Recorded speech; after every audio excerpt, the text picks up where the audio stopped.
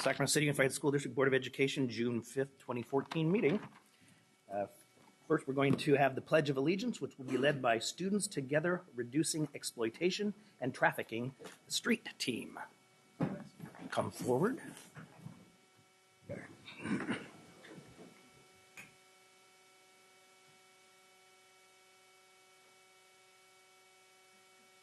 I pledge allegiance to the flag of the United States of America and to the republic for which it stands, one nation, under God, indivisible, and liberty and justice for all. Stay right there. I've got a few words to say, and then if you want to speak, you may. Today we celebrate the accomplishments of the street team. STREET is an acronym for Students Together Reducing Exploitation and Trafficking. Their mission is to inform, prevent, and stop juvenile prostitution. The group is made up of survivors and peer allies. These youth have built strong relationships with one another and act as a support system for each other in the community. These students have become prominent youth advocates and activists for sexually exploited children across Sacramento County. The street team spans across both the Sacramento City Unified School District and Elk Grove Unified School District. As a cross-district collaborative, the team has made a positive push in providing both justice to victims and education to other students. The group was co-founded by an American Legion student and Franklin High students, with membership built from students at Hiram Johnson, Sacramento Accelerated Academy, American Legion, Capital City, Rosemont, Franklin, and Two Rivers Community Literacy Project. The street team remains highly active in community work, education, and youth advocacy. These students have volunteered with House of Acts Sacramento, an organization that provides resources in community tutoring, mentoring, and housing. In addition, the group was the finalist to the Street 2 Free Stop Human Trafficking Art Contest. The street team has also developed, facilitated, and participated in several focus groups centered on peer education in preventing sexual exploitation. Also, the team has provided resources in community education by visiting middle schools in both Sacramento City Unified School District and Natomas Unified School District. Lastly, the group has become the active youth voice for the Child Welfare Council CSEC Action Team, the SECT, Sexually Exploited Children and Teens Collaborative, and most recently, the School Push-Out Movement. The Sacramento City Unified School District is proud to recognize the street team as stellar students. Thank you.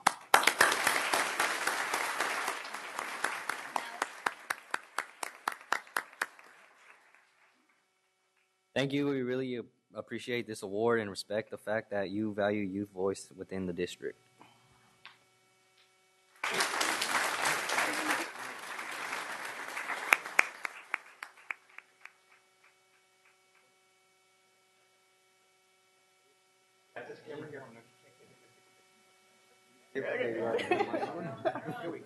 Do it. Wait.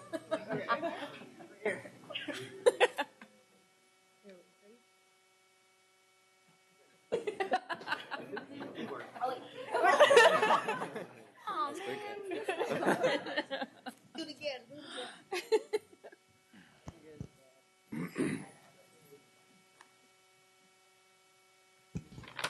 Announcement taken in closed session, of actions taken in closed session. Mr. Behrens?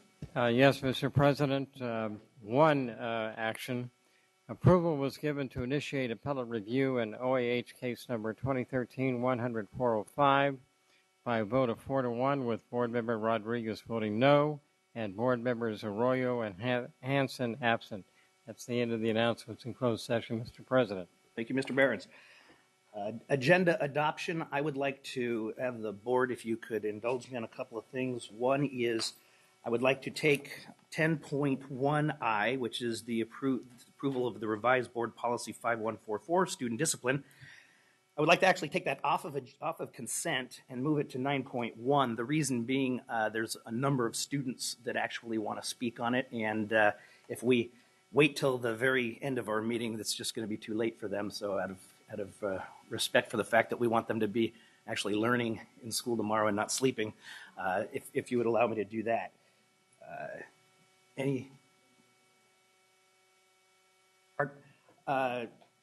No, because we're going to hear it. That's why I'm pulling it. Second. Okay, moved by Member Cuneo, second by Vice President Wu to approve the agenda with that change. All those in favor? Aye. Opposed? Abstain? Thank you. All right, special presentation. 7.1, recognition of SCUSD Gifted and Talented Education GATE certificated teachers.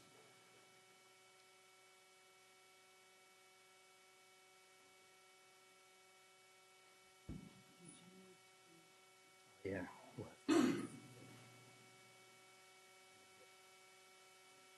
Is everyone here?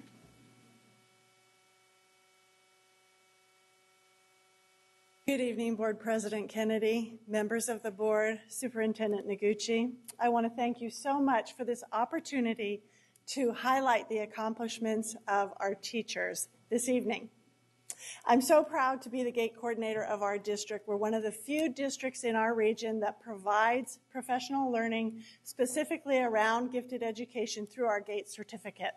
So we're here tonight to honor those teachers who have engaged in that work over the course of the entire year. Many of these teachers are coming from Camellia's school. I met with Principal Panu last spring. He was very interested in what he needed to do to ensure that his gifted students were receiving the services that they deserve. And so we met together. I laid out the Sac City roadmap of how to develop a strong GATE program at Camellia. Through his leadership, we've been able to engage his staff, almost his entire staff, in this extensive professional learning in the GATE certificate in this past year. None of this would have been possible if it had not been for our wonderful district GATE resource teacher, Kari Hansen-Smith. Kari has joined our district just this past fall, but she brought with her a vast depth of knowledge of gifted education, and she has provided exemplary leadership in building the capacity of these teachers. Kari is here to present the certificates of completion for the GATE certificate this year. Thank you for the kind words, Stephanie. I'd like to thank you also for this opportunity to recognize this group of very dedicated professionals and to tell you a bit about the coursework that they completed with me. Over the course of the last year, they participated in 30 hours of voluntary professional learning. This work focused on high-leverage differentiation strategies that are proven to meet the needs of learners, all learners, in our diverse classrooms. This course of study culminated in practical, current classroom application through the development of an original differentiated unit of study. Personally, I was humbled by the dedication of these experienced educators to increasing the rigor of student learning, of raising the level of student engagement, and increasing the depth and complexity with which students engage in content. Their classrooms are vibrant, active, rigorous learning environments where students meet academic challenge with a sense of adventure and collaboration. I'm personally tremendously proud of them. I'd like to recognize the following for their achievement in completing this GATE certificate. And Stephanie's going to help me pass out the certificates. Elizabeth Mosby, Lily Stanley, Dawn Student, Sue Hunter, Lonnie Butterworth, Alan Hill, Karen Redmond, Robert Lundstrom, Liz Nakagawa, and Val Allens. Join me in giving them a round of applause.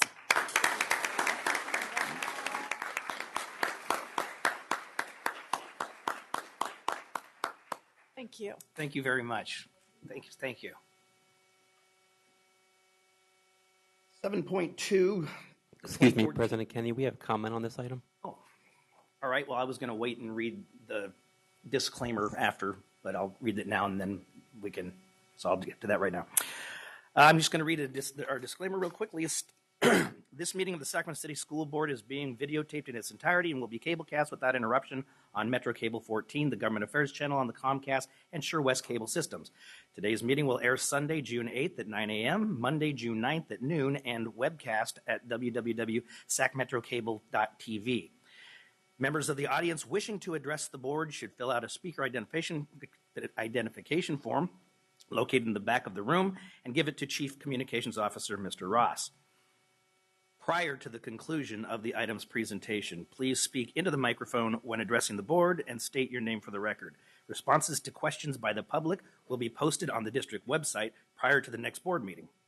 Please limit your comments during public comment to items not listed on the agenda. If you are found to be commenting on an item that is on the agenda, you will be asked to defer until your item comes up on the agenda. Please, at this time, turn off your cell phones or place them on silent or vibrate. Now, We have one comment on 7.1 from Darlene Anderson.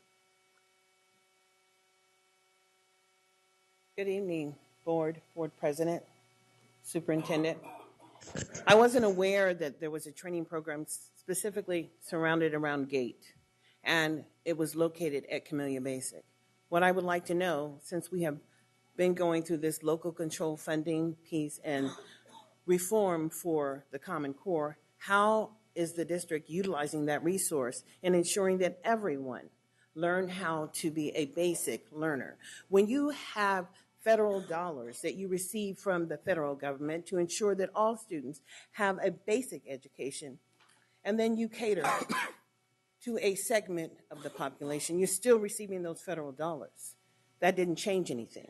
But you're not changing anything for the children in poverty either, because you're not utilizing those resources. Maybe one or two may get to go to the GATE program, but I think it is a larger responsibility for a district to understand how to use resources correctly.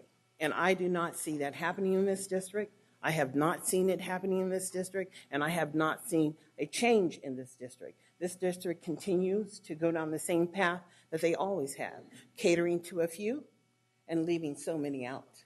It was wonderful to see the youth here doing their little thing. But understand, we have so many students that are going on the street in prostitution, and we just elected Schubert, and she is trying to lower prostitution. What is this board going to do to ensure that we graduate students with the basic opportunity to participate in our society? Thank you.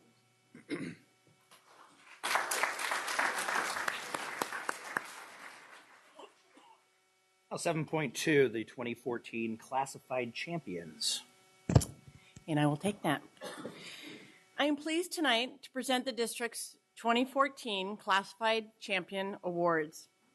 These employees were nominated by their peers and administrators based on their going beyond the call of duty, service, and commitment to our students. This year, we received 22 nominations.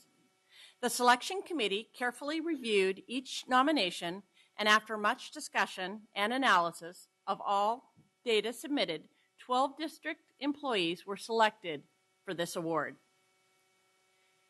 When I call your name, could you please come to the front? Tammy Blunk from Phoebe Hearst. Nora Castro, Parent Engagement. Michael Compton, Facility Maintenance. Mary David from MC McClatchy. Stephanie Irk from OW Earlywine. Anthony Galito, who isn't going to be here tonight with us, from Theater Judah. Shanali Karen from Camellia. Valerie Levine from Human Resources. Rick Martinez from Facility Maintenance. Is Rick Martinez here? Okay. There you go.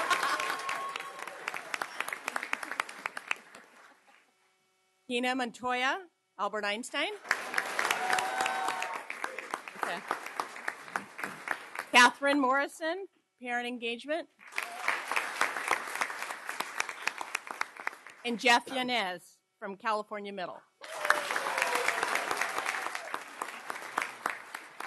We thank you all for your service.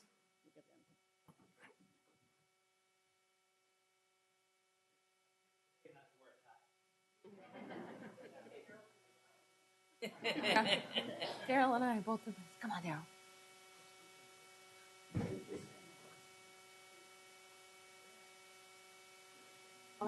Graduation? Yeah.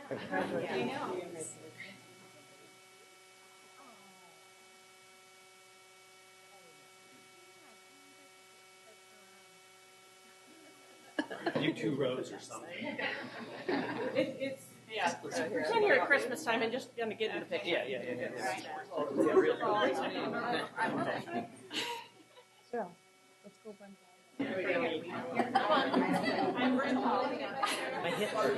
We'll just jump behind him. She's doing the photo op right here. She's too tall. You can all spread out. It's so wide. Oh, I know, right?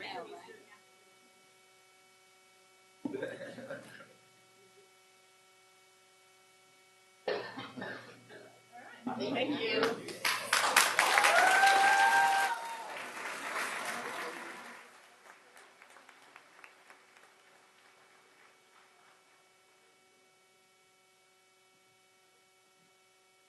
Congratulations and thank you for your service and everything you guys do.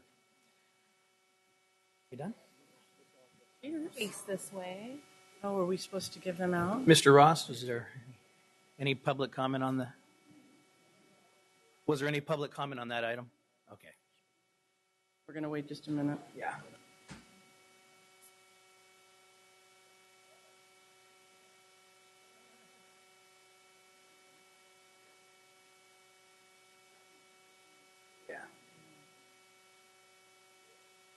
Some of them are walking out without their apples. But like Kenneth doesn't have hers. Okay.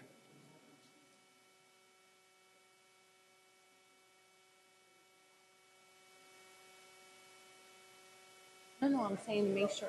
Or was there too many?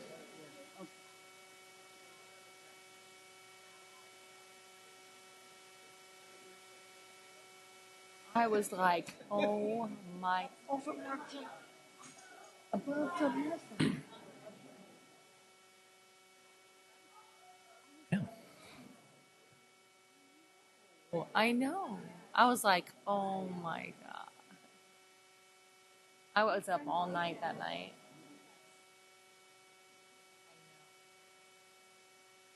All right.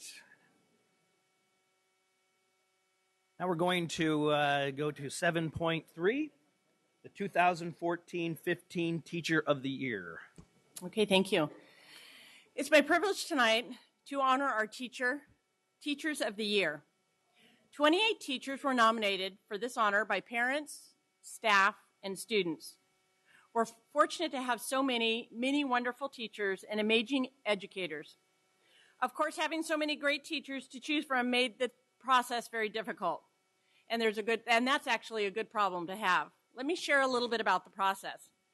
Once we had the list of nominees, we then asked each candidate to describe their teaching philosophy and illustrate how they ensure all students are learning.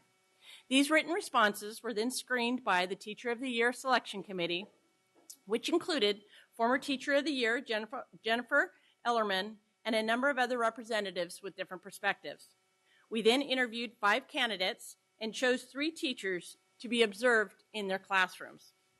Based on what we saw, we selected 2 teachers to represent the district in the Sacramento County Teacher of the Year program.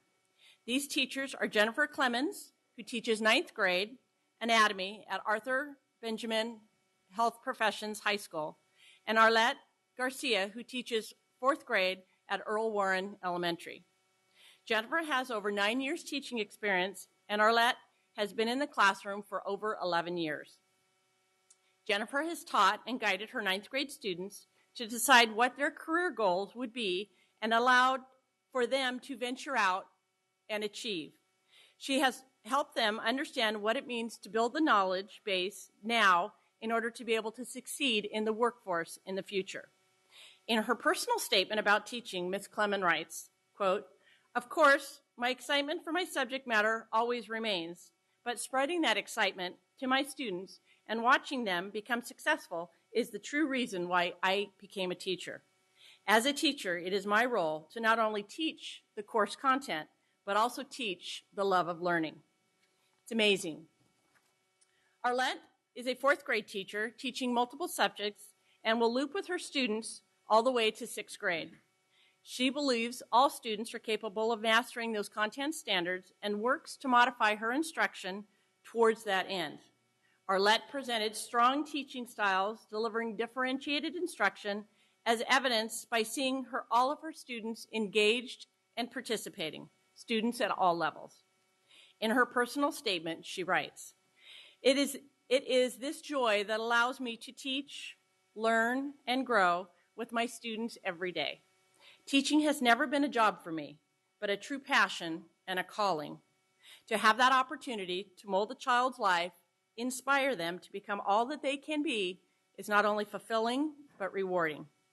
I plant the seeds of knowledge and character in their lives, water them, nourish them, and watch them grow and flourish into beautiful fruit.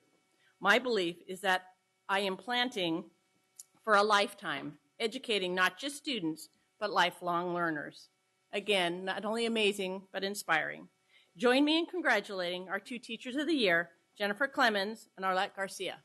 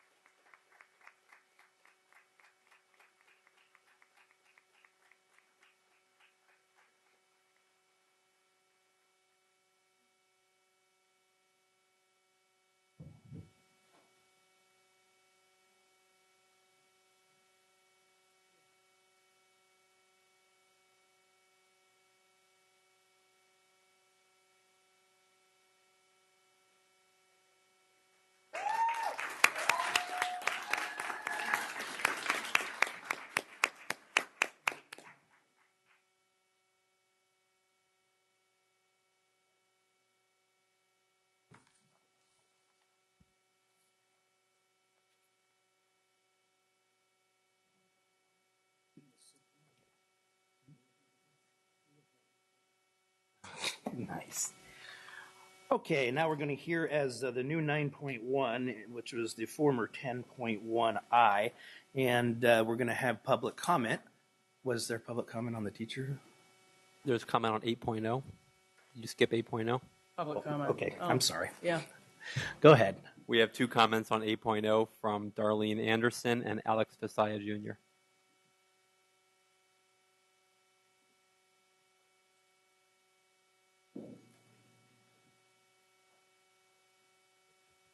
Darlene Anderson.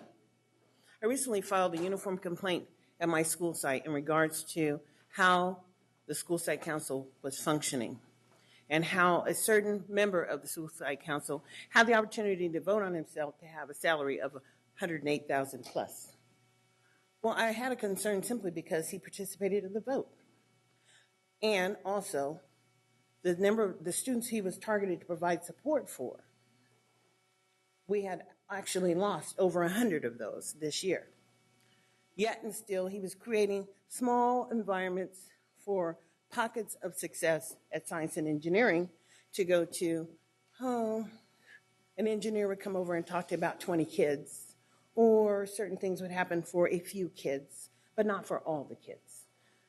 And as we kept on transitioning those other children out to the credit recovery program in this district, I know that we're still going to get funded for them next year. I have a problem when I can raise a concern as a past chair of the district advisory committee about how the rules are not being applied appropriately and be told that it's going to continue. Well, what about the federal regulations? I guess there are just no federal regulations in the state of California when it comes to Sacramento City Unified School District. You don't have to follow any of the rules. You have a Title I coordinator who has just her. She doesn't have to sign on anything. She doesn't have to do any training. You don't have to train, we're not going to get that Title I money anymore. In 2 years, it's going to be over. We're going to get the local controlled funding formula, where you should have targeted the people who were most affected by the failure in this district. And you haven't had a conversation yet. 2 people do not constitute the 11,000 people who live in the South area who are African American. It just doesn't work that way. These children have a right to a civic education, a basic education, free and appropriate public education, and it's not failure. Thank you.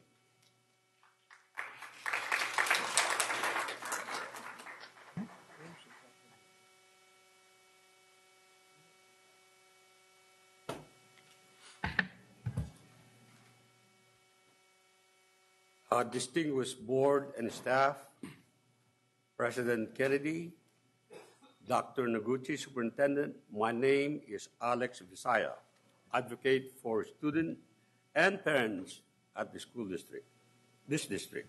Good evening. First, let me have a round of applause to our new second district board council supervisor, Mr. Kennedy.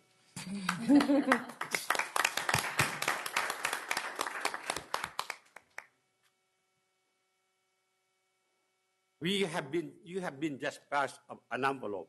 Hold on to that till this weekend, because when you deliberate and discuss our new superintendent, examine closely through a different set of lens, your mind, heart, and soul searching to move forward to the next superintendent for this district. Thank you. Thank you, Alex. All right, now we will go to the public hearing, 9.1, which again was 10.1I. Before we have the public comment, I do have to read into the record a change. So, okay. And the board has all of this in front of them as well. In the not first paragraph, but in attachment A, amended, it will read, suspendable offenses under Section K of the California Education Code 48900 are student offenses that willfully defy the valid authority of supervisors, teachers, the word or has been included now, or administrators, school personnel that are disruptive actions that prohibit, that's plural now, prohibits the continuance of an educational event to the extent that the student's refusal is unruly, aggressively threatening, or, it did read and, now reads or, loudly profane. And those are the changes that, have been made to the amended policy. And with that lengthy explanation, we'll take public comment. We have 6 comments on this item. I'll read the first 4 comments. If folks can please line up behind the microphone in the order you're called. Darlene Anderson, John Perryman, students from the street team, and Malik Kamara.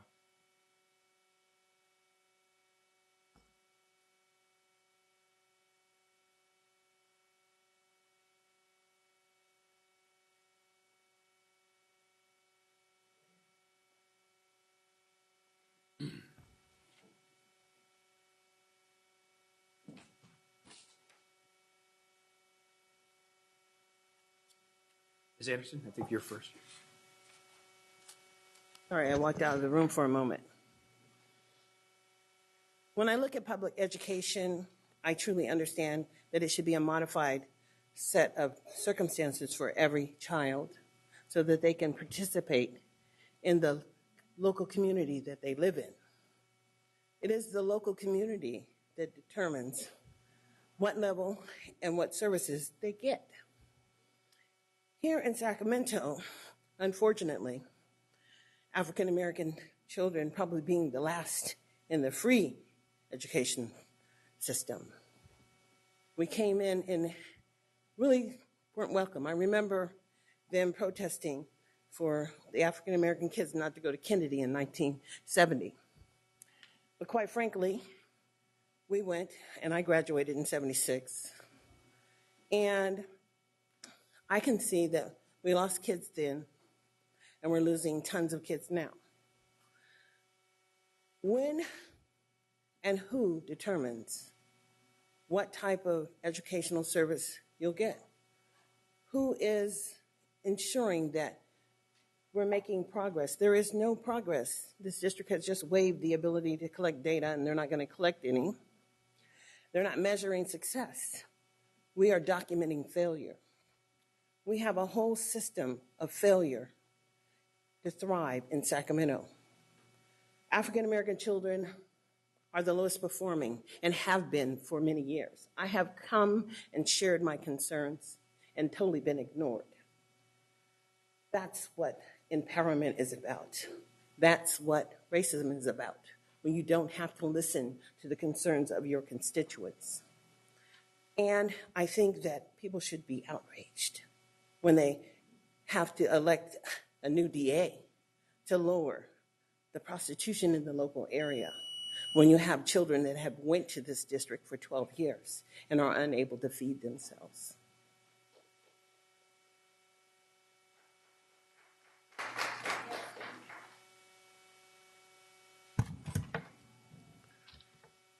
How do I know when to start? Oh, thanks. Go ahead. It's been a number of years since I've spoken to the board. My name is John Perryman, and I'm a teacher and taxpayer here. Unfortunately, I have to come out and speak to the board again. The revised and revised again board policy 5144 on student discipline still contains a radical policy change that is likely to have unintended consequences. It seems the vetting process lacked skeptical analysis. Keep in mind that suspension is essentially the only tool available to school staff that does not require the student's consent. Whether alternatives are traditional, such as detention or community service, or newer restorative justice options, all of these other options require the student to consent. If a student refuses to consent and the board has removed suspensions for defiance, then the board should consider the wide range of defiant behaviors that will now have board-level protection. There are board-level policy changes that would have significant effects, and most of the proposed policy change is good that you're considering here. But the restrictions on suspension, so that they can only be suspendable if they stop educational events, is too broad, and it opens the door to a large number of defiant behaviors. Anyway, if you need a list of things that kids can now do that are board protected as long as they refuse to consent to the alternatives. My classes were brainstorming. Does this mean that we can go to McDonald's at lunchtime and ignore the closed campus rules? Well, does that stop the educational event? No. Well, we can't suspend you. We have no other alternative to enforce our directions. So I guess you can. Can we violate? Yeah. Thank you for your time.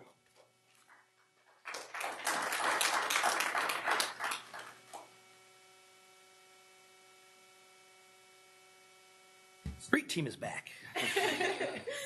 All right. My name is Jeffrey Hayes, and when I attended Johnson about a year ago, I got kicked out of because that was easier to do than deal with the problem.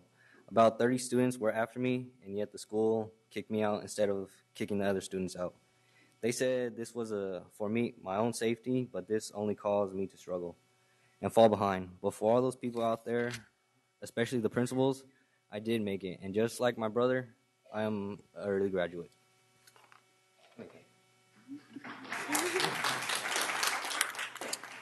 We are Students Together Reducing Exploitation and Trafficking, representing the youth voice in Sacramento, and we support the restorative justice policy. Thank you. Thank you very much.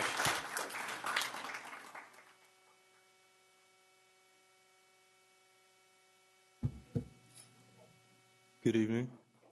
My name is Malik Kamara. I'm a junior. I go to JFK, and I'm also part of the men's leadership program.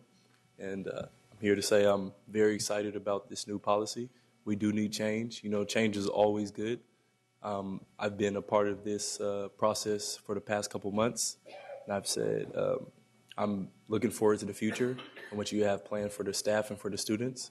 And I hope we come together to figure this problem out and we solve it and we use the correct way about it to solve it too. Thank you. Thank you.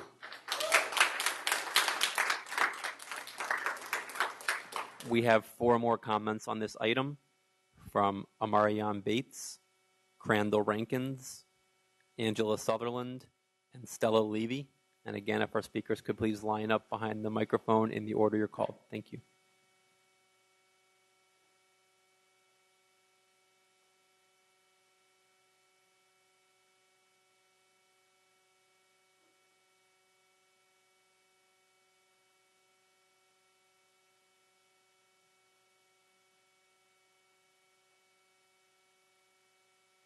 Hi, my name is Marion Bates. I go to John F. Kennedy. I'm a junior, and I'm in the Men's Leadership Academy.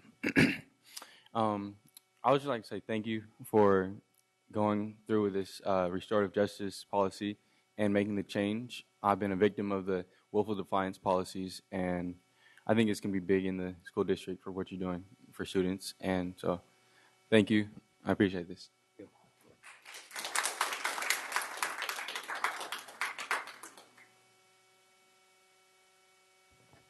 My name is Crandall Rankins, and I've spoken here before.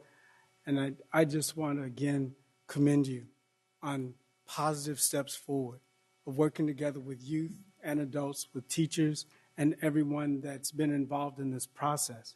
We've been involved from the very beginning. It has been a very powerful, very exact, and moving project that's going to really make a difference. I think as we continue to make these kinds of efforts of bringing students and adults together, we'll see even greater and greater things taking place. So I commend you and applaud you for every effort that you're making to bring positive change to this district. Thank you very much. Thank you.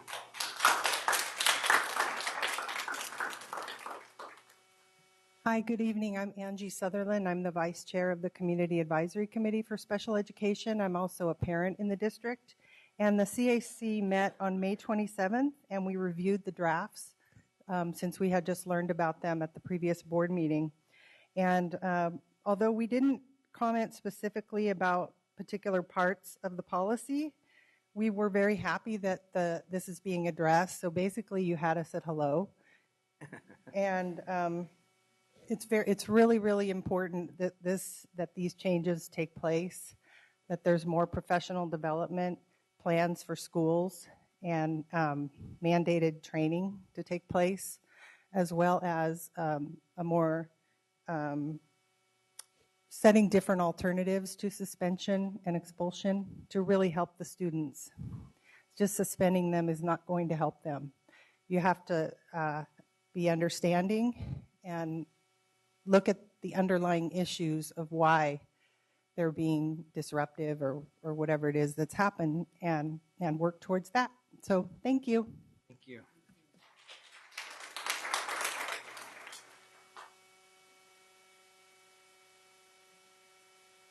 Hi, I'm Stella Levy with Restorative Schools Vision Project. Did y'all get one of these? Okay, because I know my time is really limited, so I thought I might refer to that. Although you may not realize it, we've been lurking around the district trying to get somebody to listen to us talk about evangelize on restorative justice since 2007 when we were over at Oak Ridge Elementary School. So I thought I'd share that with you. And I'm also going to share with you and with the folks gathered here that on this brochure of ours, we have some testimonials, and a number of them are from Sac City Unified's folks. On the front of the brochure, down at the bottom, a social worker from Rosa Parks, who took our training last summer, had this to say, and we liked it so much we put it right on the front. I wonder what would happen if we could take this message to every child, to every adult throughout our community and nation. Would we experience hope and healing and an end to alienation and violence? And I think the answer to that question is, based on our experience in this district and others throughout the state of California and actually in other places in the country, yes. The answer is a resounding yes. We will experience that. We will experience it in the classroom community, in the school community, and in the larger communities that our students live in. Now, if you go over to where it says something about what others say, the first quote there is from Vincent Zhang, who was then assistant principal over at Oak Ridge Elementary. He went on to found the first Hmong charter school in Sacramento, and probably one of the few Hmong schools in the nation. So look at that, and you can also, I also want to share with you that there's a quote on the back from Marin Skarstad, 11th grade. She's at McClatchy, and she and some of her friends there have just gotten official word that their Restorative Justice Club has been approved as a student club. So take care and keep the faith. Thank you very much. We have one more comment on this item from Lisa Bertassini. Good evening, everyone. I'm Lisa Bertassini, and I'm the former Chief of Child and Family Mental Health for Sacramento County, and I used to work really collaboratively with the district when I was in that role, so it's great to be addressing you. I'm currently adjunct professor over at American River College and see many of the students that come up through this particular district as well as others. I teach Intro to Human Services and also ethical issues and clients' rights. I'm here to speak really strongly in favor of doing everything we can in this district to fix school disciplines, and I'm really happy to report, maybe some of you have already heard, that Long Beach recently adopted a policy that is fixing school discipline because they realized they were losing more than $240,000 a year because of thousands of suspensions to children for being willfully defiant. As someone who spent many, many years in the trenches and who's committed to giving every person an opportunity to be a positive contributing member to the community, I really look forward to watching the progress that this district makes in adopting discipline rules that assist people in being the best that they can be and focusing on the student and not the problem so that all can be restored to health and wholeness. Thank you. Thank you. That's all the public comment we have. Board like to comment or make a motion? Moved by Vice President Wu. Second, I believe, was it Vice President Pritchett? All those in favor? Aye. Aye. Opposed? Abstain? Thank you very much. And for those, the youth voice that are still in the room or that are still here, thank you very much for coming out in particular. Your voice is the most important, so thank you.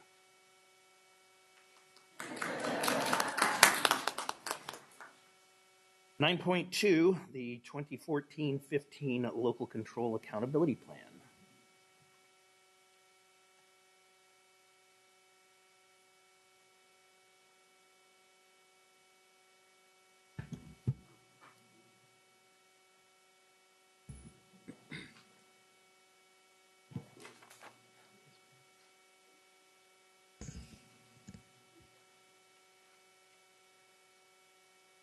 Good evening. Good evening, President Kennedy, board members, Dr. Noguchi. I am happy to be here again this evening to present to you for a public hearing the 2014-15 Local Control Accountability Plan. I think you'll see that we've done quite a bit of work on the plan since the last time I was before you on March 20th, and we'll look forward to showing you our progress. As a brief reminder, Local Control Funding Formula, LCFF, was signed into law by Governor Brown on July 1st, 2013, right here in Sac City at California Middle School. And as part of LCFF, it embeds an accountability, a local control accountability plan, which is really the vehicle for transparency in LCFF. It's making sure that that school districts are doing what they're supposed to be doing with the resources and ensuring a strong community stakeholder voice in that process. I want to show a slide that I showed in March about the timeline, and I think this is worth repeating because it underscores this as a transition year. The governor, as I mentioned, signed the legislation on July 1st. It wasn't until January that the state board then adopted regulations on how the LCAP was going to be implemented in individual districts, and a month later, before the state board released a template. As we all know, by February 18th, our district and many others are well into our budgeting process. So we really got the rules changed on us halfway through the process. So I think that as we've talked about before, it's important that we remember this is a transition year. I think we've come a long way, and we have a great LCAP for the board and the public to see and comment on tonight. But there's going to be work to be done in the future, and we'll continue to get better in this process. You'll note also that the state board is scheduled to adopt the evaluation rubric for the LCAP in October of 2015, which will be a full year and a half after we've adopted our first LCAP. We wouldn't have a teacher in a classroom give students grades a year and a half after they take a test, but nevertheless, this is the, I think it again shows that even the state recognizes the work in progress, and it's going to be a learning period for districts. I'm going to briefly recap the engagement effort that we talked at length about at our last meeting. As you recall, we used a multifaceted approach to our engagement. We had 5 LCAP Parent Advisory Committee meetings here at the Cerna Center over a 5-month period. We asked all of our schools to work with their local communities, their existing PTAs, PTSOs, school site councils, ELACs to get engagement and feedback at the school site level. And then we did a lot of work with our community planning process, which, as you recall, public education volunteers out in the community really engaging on a grassroots level with their personal professional networks. The aggregate of that yielded approximately 1,300 survey responses, and if you remember, we were very proud of especially the demographics of those responses. And there's always work to be done there, but we're finding that in large part due to the PEV process and the community planning process, we're getting feedback that's much more representative of our stakeholders in our community, especially with regards to LCFF, where it calls out specific subgroups for the law and the funding to address. Finally, as far as the engagement efforts, we worked very hard to adapt our processes and systems over the course of the engagement period, learning from meetings, learning from PEV's experience, and making sure that that we got better as we went, and we'll continue to learn and grow throughout all of our engagement efforts. So as you recall, the result of that engagement effort was a first draft LCAP, which we presented in March, and it was structured around 3 goals: college and career-ready students, safe, clean, and healthy schools, and family and community engagement. Within these 3 goals were sub-goals, which you'll see in a new draft are now called actions, but it's the same principle. It's, how are we going to put these goals into action at our school sites and connect them to the expenditures that are in the plan. Since we were before you in March, as we noted at the time, the engagement hasn't stopped. We entered sort of a second phase where it was no longer about the big ideas, the big concepts and goals, but rather getting real concrete feedback on the draft plan we had put together. We launched a second survey of questions to gather questions and comments on the plan.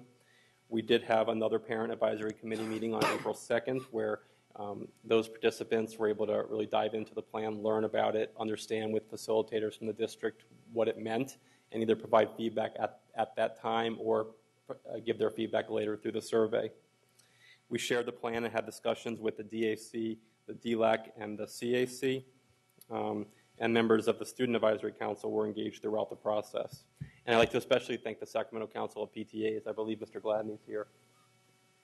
he was here, for rescheduling their executive committee meeting so that their members could attend the April 2nd their parent advisory committee meeting, because that voice was obviously really critical. We also received a lot of great support from the Sacramento County Office of Education. I think if they were here, they'd acknowledge that they too are interpreting the legislation for the first time, and they're learning as we go as well. Ultimately, they're going to be the ones who need to adopt our LCAP, so feedback from the folks who are grading the test was very helpful in creating a plan that not only meets the intent of the legislation, but is going to pass muster with the county as well. And then finally, we responded in writing to all questions that we received from all of these groups and all of these stakeholders about the draft plan in writing. They're on our website now at scusd.edu/LCAP. LCFF law only requires districts to respond in writing to questions from the advisory committee and the DLAC, the District English Learner Advisory Committee. We went above and beyond, and I think our approach throughout this process is to use what the LCFF calls for with regards to engagement as a baseline. And so we answered all questions that came in about the draft plan, about 175 questions in total after we sort of deduped it and streamlined it. But we think that level of transparency is critical, and all those answers are posted on the district website now. So what's different about the plan you look at today? As you can see, and in the board packet and in the packet for the public, you'll see two versions, a copy of the final draft plan and a red line version, so that you can see the differences between the first version and the one before you today. As you can see when you look at the red line version, there's a lot of red. We made a lot of changes. In some cases, entire sections of the plan are completely different, and both in structure and in content. So we got a lot of great feedback from stakeholders throughout this process that really helped to inform what you're seeing today. I'm not going to go line item by line item through the plan, obviously, but talk about the structure and what specifically is different. The first major difference, I think, throughout the document is you'll see that this plan is more holistic. LCFF, or I should say the LCAP, is only required to include expenditures that specifically come from supplemental and concentration grant dollars. However, what we found when we put the draft plan together and as we took the plan out into the community was that it was really hard for folks to understand why some expenditures, some funding was in the plan and others wasn't. And it was hard for folks to understand the whole picture, so to speak. So while this plan doesn't include every expenditure, it's not the district budget. It's a companion document to the budget that Mr. Forrest will share later. It does include items from other funding sources so that the community, so that the board can get a sense as to sort of our larger strategy to addressing these big goals. You'll also note that Section 1 of the plan around stakeholder engagement has been updated with the engagement efforts since the draft plan was put out in March. Section 2, which is the goals and progress indicators, was restructured dramatically. We heard loud and clear from the board and the public at our last presentation and throughout this process that we wanted this document to be a data-rich document and include not just sort of the bare bones amount of data, both baseline data and progress indicators, but really go deeper into that work. And I think we've accomplished that, or we've certainly got closer. You'll see a number of additional data points, and many of them, most I should say, are broken down by LCFF subgroup, wherever we're able to do that, both the baseline data and the progress indicators. So it allows us to really drill down into the data and connect those results with the expenditures in the plan. Section 3 is actions, services, and expenditures. This is the sort of the meat of the plan. This is where we talk about where the money is being spent and how it's being spent. And I think that you'll notice, again, a lot of red on the red line version on sections 3A and 3B. And we really, I think in our first draft, we struggled with the distinction between these two sections and what went in, what went where. And with a lot of great feedback from the county, we were able to break it down, I think, a little more intuitively so that Section 3A is our district-wide expenditures or expenditures that support all students, and 3B are expenditures that explicitly support the needs of the students that fall into those LCFF subgroups. Now, keep in mind that because our district is 50 or over 55% free and reduced lunch, we have the flexibility to use supplemental and concentration grant dollars to support students district-wide. Districts that are under 55% aren't able to do that. So it does make the expenditures in Section 3A gives us more flexibility, but still, I think the breakdown now between 3A and 3B is a little more understandable. You'll also see that in Section 3B, actually in both sections, there's significantly more detail with regards to expenditures. Staff reached out to principals and asked them to go back and take the funds that were allocated and work within the goals in the LCAP to make sure that those expenditures were aligned with the goals. Again, if I'll bring you back to the timeline, we'd already begun the process and begun allocating resources before we got the rules to the game. But this process allowed us to connect direct expenditures to each goal and really put more line item detail into the plan, as well as standard account code object codes, which I know was a request from many in our community. So you'll see SECS object codes connected to each expenditure in the plan. And then we come to sections 3C and 3D, and what these are, section 3C is a rationale for why funds were expended district-wide. I talked about our district being over 55%. Section 3C explains that because we have that, because our student population meets that standard, we're able to use those supplemental concentration grant dollars to support the needs of all students. 3D describes how the funds were allocated, either district-wide or individual school sites, to support the needs of the students that meet the subgroups of LCFF. I think it's fair to say Section 3 and 3C and 3D are the wonkier parts of the document. We don't have much flexibility. The county's looking for certain information in those, and they were great in providing us feedback on what needed to be in there. It's I think the least user-friendly part of the document, but we need to make sure that it meets all of the requirements of the state and county. You'll also see a chart called the MPP, which is the minimum proportionality percentage. That's the specific formula that the budget office used to make sure that the LCFF funds were getting to the students who needed it and who the funds were designed for. And then finally, the last key change you'll see in this draft before you tonight is that dependent charter schools LCAPs are now separate documents. Early in the process, we were operating as if we could treat dependent charters in the LCAP as we do in the budget process, which is that because, as you know, they share the same governing board as the rest of district schools, they're rolled into our district budget process. The feedback from the county was that wasn't the case, that they had to have their own LCAP document. But as you recall, our dependent charters engaged in the engagement activities district-wide that all of our schools did. And so you'll see the very similar, consistent as far as the goals and strategies with their individual site-level expenditures in their plans. Just for clarification, independent charters, because our board doesn't govern the independent charters, they have their own governing boards.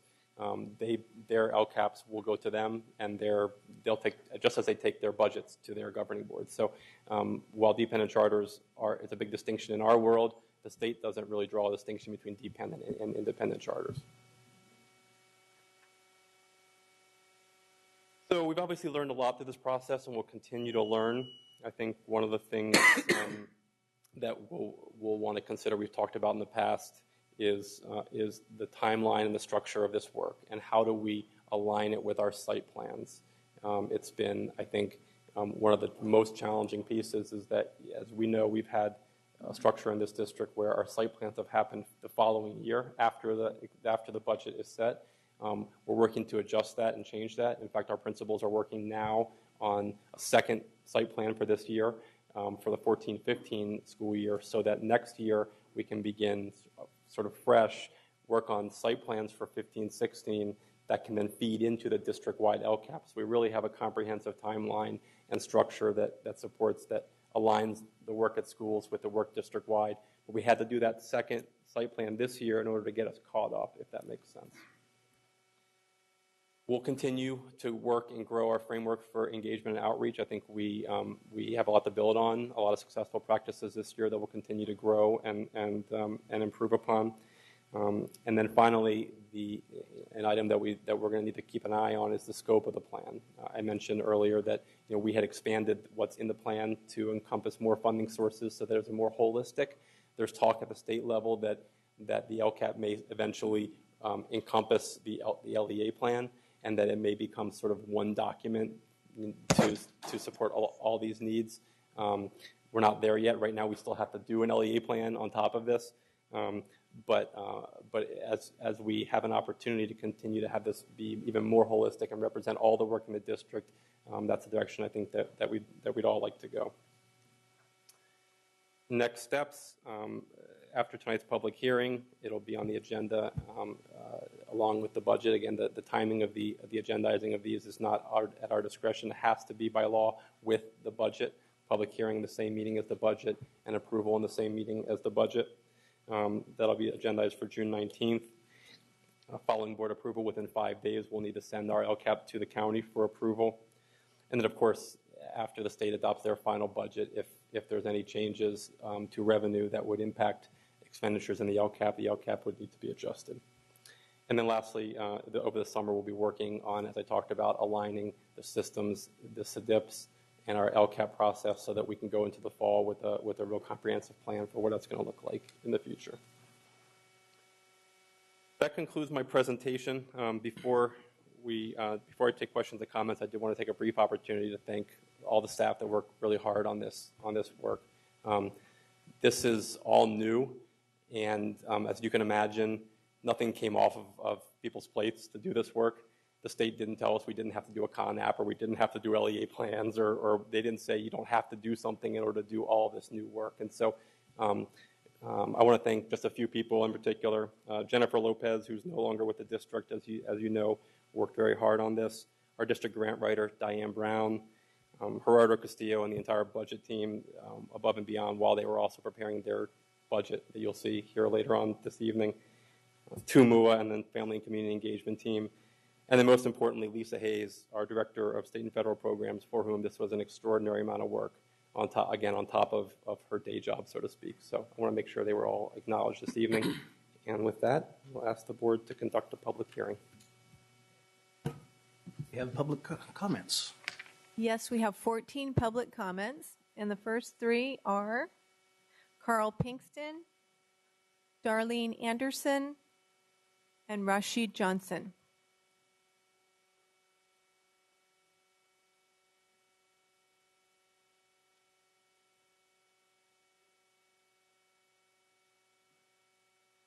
Good evening.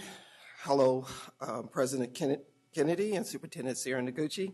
My name is Carl Pinkston. I'm Secretary of the Black Parallel School Board and also a member of the Sacramento City Community Priority Coalition.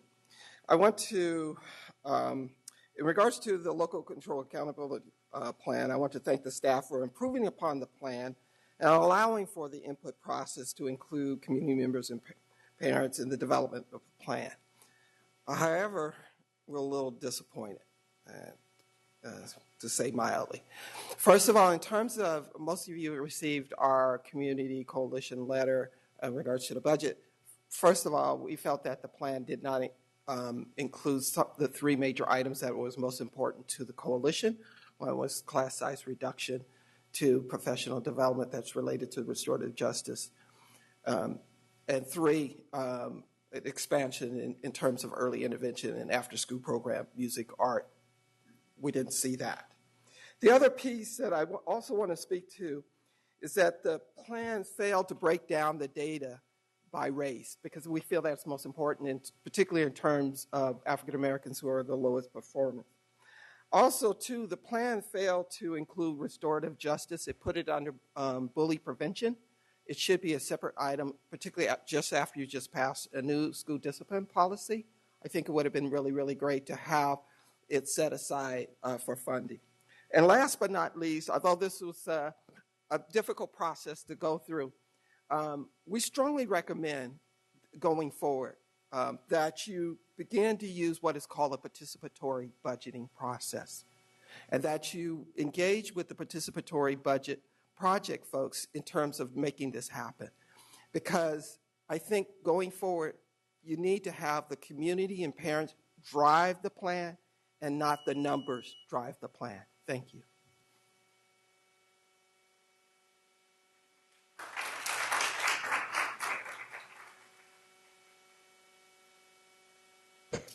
Darlene Anderson. Wow, change is difficult sometimes, especially when you're used to having it your way. We don't live on a plantation. We shouldn't be doling out punishments for children who cannot conform. We should be implementing positive behavior support plans to help transition children to doing right things and rewarding them to ensure that they're learning. Instead, we focus on children who just can't conform and document them out of the system. They still have to live in Sacramento. They too have children, and you're still working with those children. Freedom is a tricky kind of thing, isn't it? We all have free will, free to do what we choose. But when you have a local control plan and a president is trying to push to ensure that everybody has a right to have a basic opportunity to engage in their children's education, and then you deny a segment of the population because, they must just be heathens, they don't know how to behave. Why should we have to spend our time transitioning those children? I ask, why do you want to continue to oversee them? That is my question. Because they sustain your services for the 30% of kids who are being successful in this district.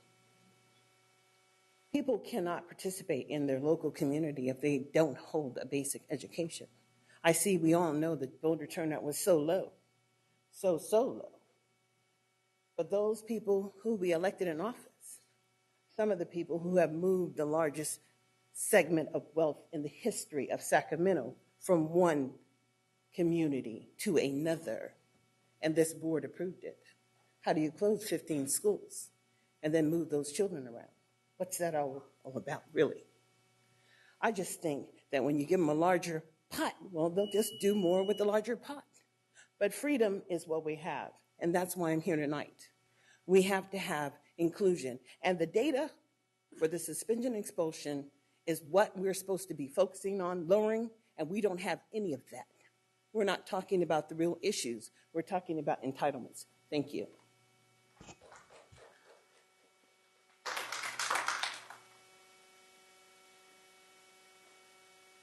Good evening.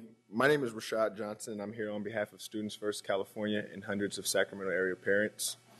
We believe in the progress of LCFF.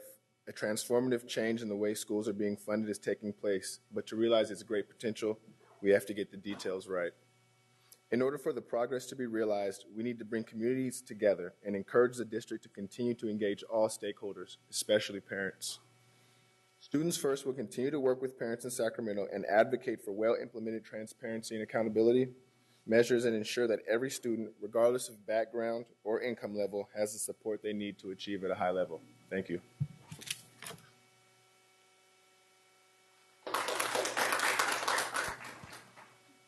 The next three speakers are Magdalena Logan, Jessica Arriaga, and Yvonne Arriaga.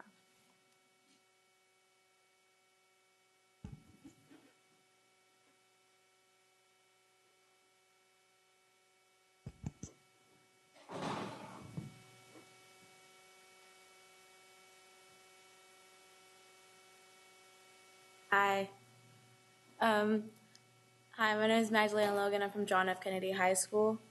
And I guess what I feel like our money that we just came upon should go to is towards creative programs for our younger generations. It is, I read an article recently where it actually said that our younger generations are lacking creativity that is needed for future jobs. Most employers look for in their employees is creativity, but we aren't raising our younger generation for that. So we need to implement creative activities in classes such as music and art and science, and implement it in a more creative way so they can get our younger generation thinking and whatnot. That's really it.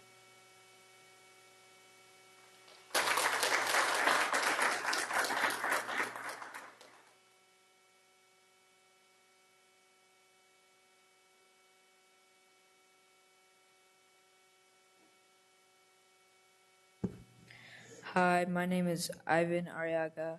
I'm from Kit Carson Middle School, and I'm here because I think students should be able to speak for themselves. The problem kids are facing today is boredom. We don't want to learn when we are bored. When you give a kid a spoon with no food, that kid wouldn't want to use it. The spoon is learning. We won't learn unless there's fun. When kids do a science experiment, we are having fun and learning at the same time. We don't even know it. We should make every subject fun. We want all kids to learn to look forward to going to school. The LCFF fund should be used to make more hands-on interactions instead of just reading textbooks and tests. Thank you for giving me a chance to speak.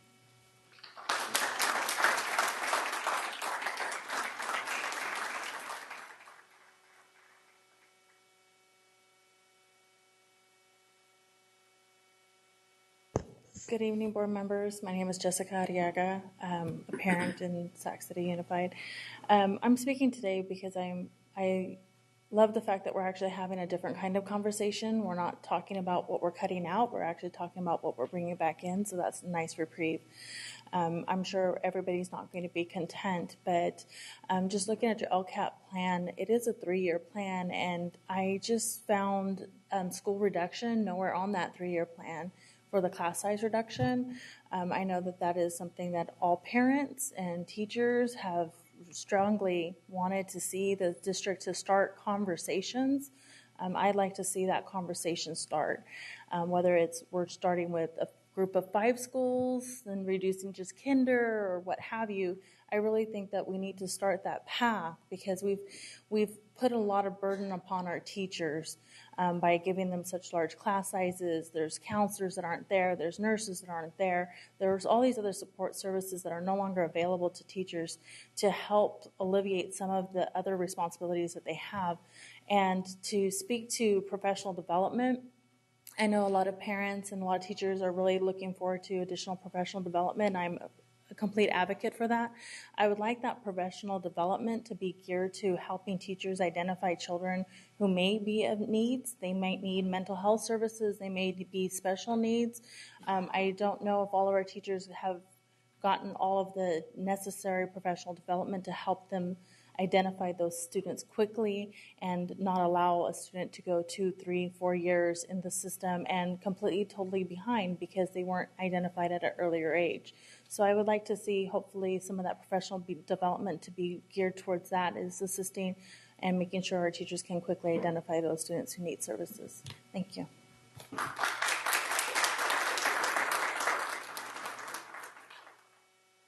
The next 3 speakers are Zelia Gonzalez, Alex Visaya Jr., and Sue Vang.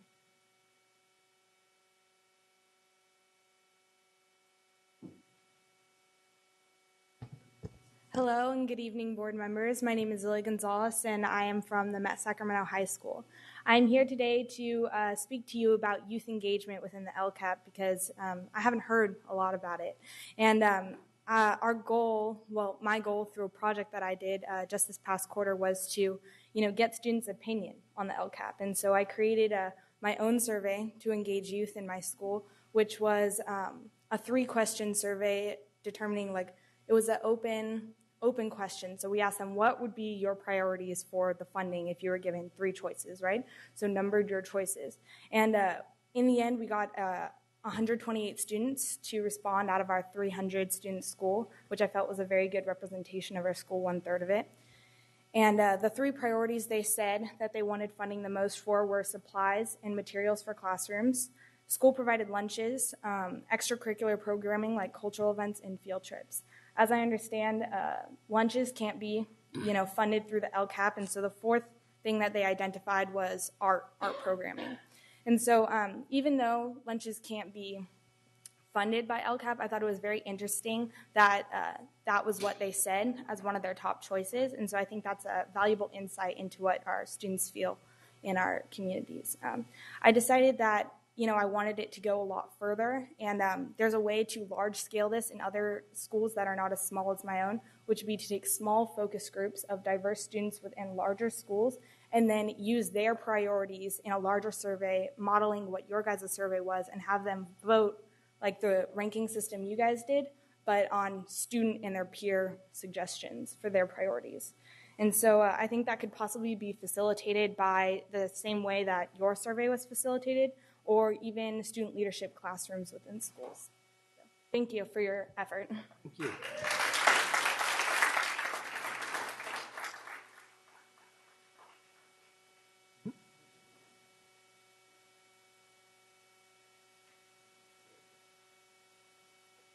Can I have slide 7, please? Slide 7.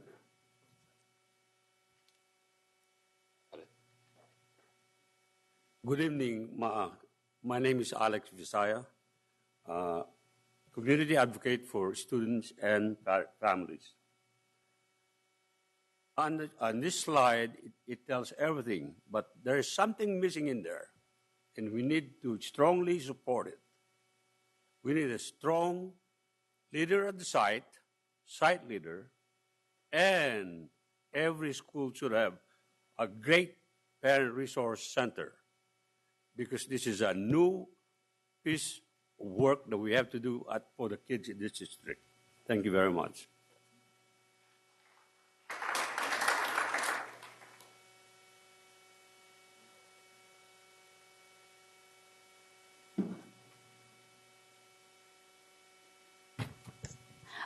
Good evening, board members and Superintendent Noguchi. My name is Sue Vang. I'm with Hmong Innovating Politics, HIP. First, want to applaud the district and echo some of the previous comments made as well. This is definitely an improved draft plan compared to the first one. However, we still feel that overall the plan is still very difficult to read and understand. It's difficult for myself, and I can imagine how low-income parents and non-English speaking parents won't be able to understand this. And so with that said, the local control funding formula was designed to address the achievement gap and bring equity to our education system. And Governor Brown stated back then, and he continues to state now, and I'm quoting, "This is a matter of equity and civil rights." And so for that reason, HIP has been very involved in the LCAP process. We've been attending school district meetings and discussing the draft plan and what to put into the LCAP. We've also had our own community forums with our community members. And we've also attended district training for the parent volunteers. So we've been very involved. However, we are very interested in ensuring that the supplemental and the concentration funding is targeted to programs that directly improve the educational outcomes of unduplicated pupils, particularly our English learners. And so when I look at the LCAP plan, for example, I'm on page 11, we have identified, to increase reclassification rate for English learners. And even though I would say as a community member, 9.2% reclassification currently now, and as we are trying to increase it from 9.2 to 12% in the next 3 years, I still think that's too low. But within that, when I turn to Section 3B and I'm looking at the funding for bilingual instructional assistance, I don't know, as a community member, I can't tell how much is being spent now so that I can evaluate if there's an improved increase in funding or program services for this population. And so with that said, we still think there needs to be more work, and we look forward to working with the district. Thank you. Thank you.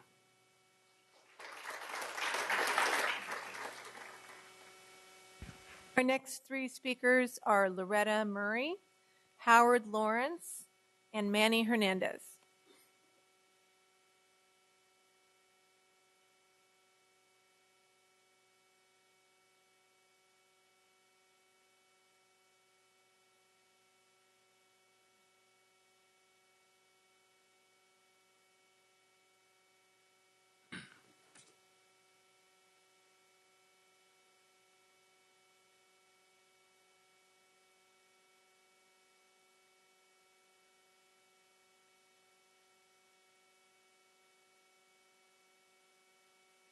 Good evening, President Kennedy, Superintendent Noguchi, board members, parents, colleagues, friends, guests. I'm Loretta Murray, and I'm wearing several hats tonight. I'm representing the 3rd District PTA Arts Education Chair. I'm also representing membership in the Community Partners Coalition, and also representing California Alliance for Arts Education. I've worked in the Sacramento community for over 25 years as an educator in the classroom and in management. And the one thing I know for sure about this community, parents and everyone else are passionate about good education for their kids. I know this district, after traveling all over Northern California for LCFF, is passionate about continuously improving the LCFF process, and apparently you have managed to do so based on your draft LCAP. One of the best things about this legislation, it's made us all come together, think deeply and differently about what education should be. And we've come up with a lot of crazy solutions, but one of them that isn't crazy is arts education. There's this body of research that shows arts education improves students academically and socially. It teaches critical thinking, problem solving, creativity. That's what employers want. So we're asking you to add an LCAP goal that increases access for all students to visual and performing arts, that you provide arts professional development to all teaching staff and use that expertise in implementing Common Core, and that you hire a VAPA coordinator to lead arts integration and professional development, to act as an in-house resource and build partnerships with community-based arts organizations. I'm going to leave a little thing for you, and if you need any help or other things, just let me know. Thanks. Thank you.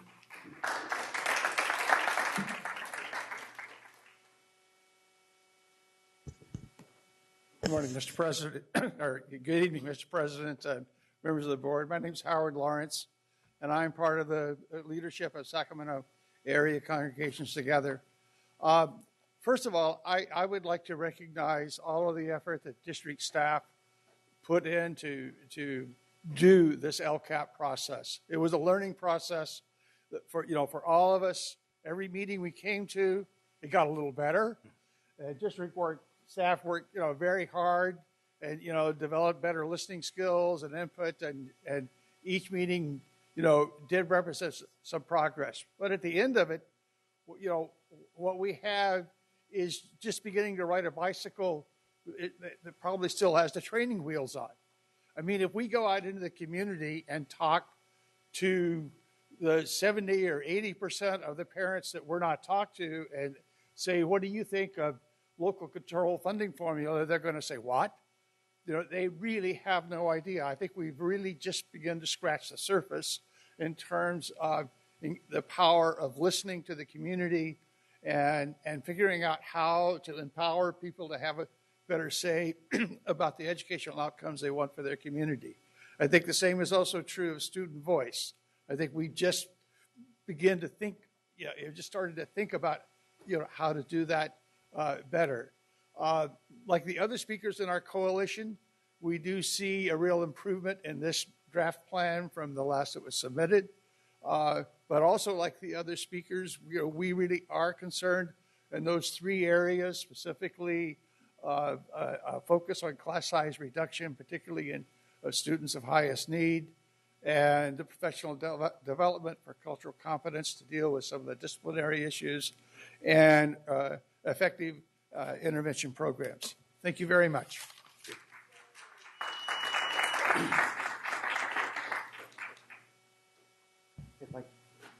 Thank you. Thank you, sir. And Mr. President, board members, superintendent, appreciate the opportunity to be here. Today I'm wearing 3 hats. The first hat I want to tell you about is the La Familia Counseling Services. I'm on the board of directors, and we have representatives from La Familia here who, in my opinion, that group is the hardest working nonprofit in the city. Now, people can take issue with that, but it's an awesome group. It has hosted different forums. One that I attended about a week ago had 100 people plus on this very topic of local control accountability plan. So it's an impressive group that, with the hub and other groups, has been meeting and basically saying, after polling its members and families that come to receive services, and the consensus is yes, the 3 items that are, if you will, in critical need right now are to reduce class size, the class size reduction issue. Secondly, to beef up the professional development in ways that are both regular and, if you will, irregular. Things like, for example, under professional development, why shouldn't every teacher and every staff member who gets a chance, why shouldn't they go on the parent home visitation visit? Why not? To me, if I were a teacher, I candidly wouldn't think that I know my families and parents and students as well as if I went to their home, especially if I was invited and I gave notice. And a third, of course, the early intervention. There's so many things that we need to do. We could go on and on. The after-school tutoring programs that some are already working well, but there's much more that we can do. And, for example, the bars that current students now have who are in high school trying to get to college, some of them don't have enough money to take the SAT or the ACT test. Why doesn't the district, for example, say, if you have an economic need, we'll pay for it?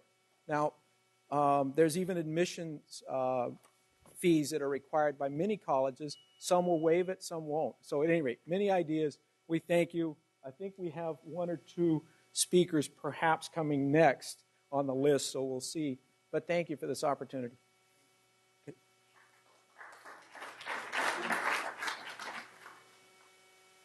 Our last 3 speakers are David Banuelos, Terrence Gladney, and Liz Guillen.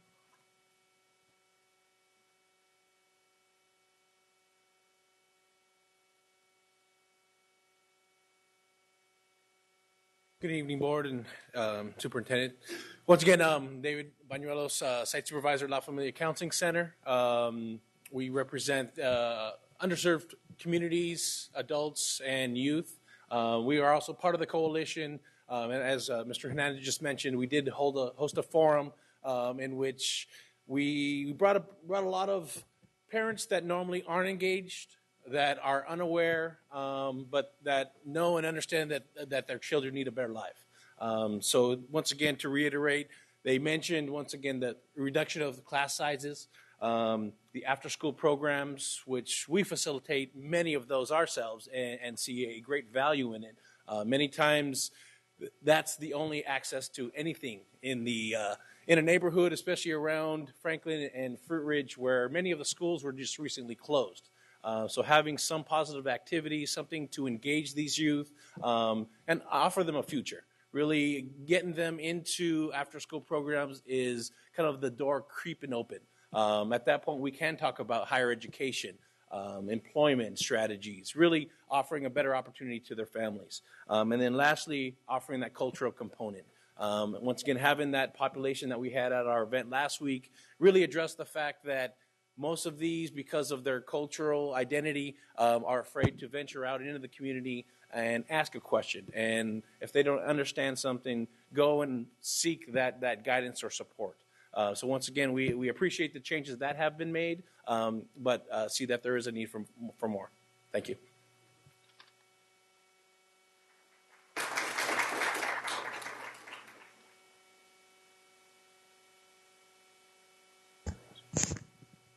Good evening, President Kenny, Superintendent Noguchi.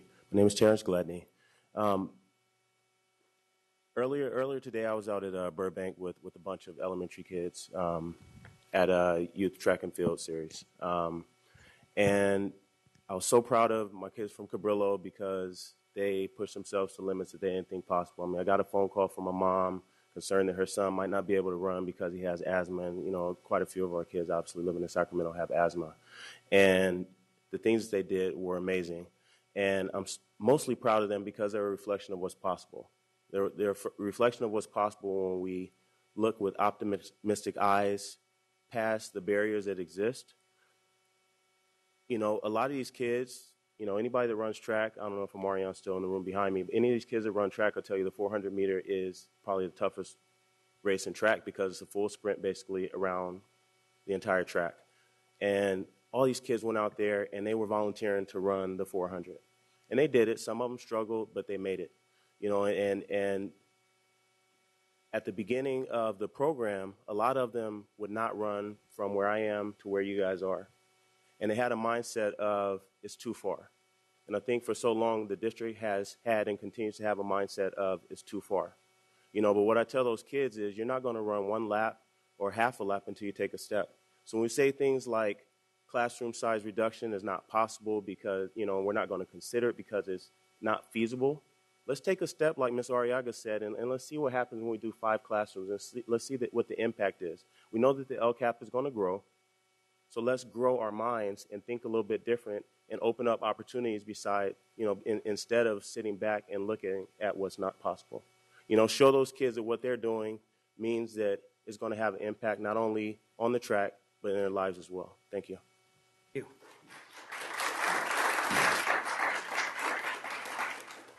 Good evening. I'm Liz Guillen with Public Advocates. Congratulations. I do want to commend the hard work that I know has gone into the creation of this draft LCAP. I know that it's not perfect, and you're getting a lot of comments about, yes, thank you, but. I mostly just want to point out an area that I think there's room for improvement on. The intent of the law was to consult the community, and I think you rose to the occasion. And the surveys and all the information that you collected are a really great start. I think that you want to do better, and I know that you can, and I think you know that as well. I think the LCAP will be stronger, and frankly, so will the community. The school level committees, the site councils, the ELACs, they should be part of your consulting stakeholders. And I know that Gabe spoke about that and the plan to change that process going into next year. You already do provide training and support to increase their understanding of what their advisory role is, and it just makes sense to include that in the LCAP development process, especially because you're consulting with the DAC, and the DAC is made up of site members, and you're consulting with the DLAC, and the DLAC is made up of ELAC members at the school site. So this isn't a criticism of DAC, but consulting with just those two groups isn't as representative. And I think when you do consult with the school level groups, more buy-in will be created, which I think will be helpful. I would suggest that the language on page 37 really say what I understood Gabe to be saying, Mr. Ross to be saying, where it says the school staff and site councils will align their plans to the goals of the LCAP. That doesn't make it sound like it's a development process working together. It sounds like the LCAP is already done, and then the school site plans just have to conform. That may be what happens on a practical level, but that sort of excludes the potential that school site council parents or school committee parents actually can have more input into the process. So I suggest that change. Thank you so much. Thank you.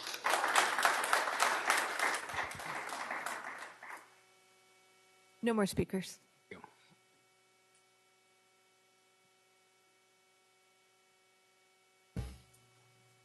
have board questions. Vice President Wu. Thank you, President Kennedy.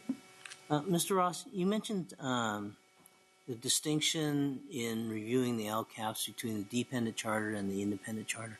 What is our responsibility over, if any, over the review of the LCAPs and the budgets for the independent charters? As I understand it, we don't have any. The independent charters, LCAPs, will be reviewed by their governing boards and then submitted to the state directly. Not to the county? I don't believe the county will look at the charter school LCAPs. I believe charter school LCAPs will go directly from the governing board to the state. Lisa, is that right? Gerardo may know the answer to that better than I. Yes, the LCAP process for the independent charters, they need to submit to us for review as long as their budgets. We review those LCAP process and their budgets, and then after that, we will forward those to the to SCOID, Sacramento County Office of Education. So that's our process. So they do have to have an LCAP process, each independent charter school as a separate entity. Okay. Yeah, my thought is that we want a sense of, we want sufficient comfort level with their budgets to make sure that not only are their children being educated well, but also they are in our property. Yeah, I mean, they belong, they're part of the district. They have a different governing board, but they're part of the district. So, when we review this is the first time the LCAP process will be included with the budget. So we will make sure that at least they have enough funds to cover what they have in the LCAP process. So that's how we will review them. Okay, thank you.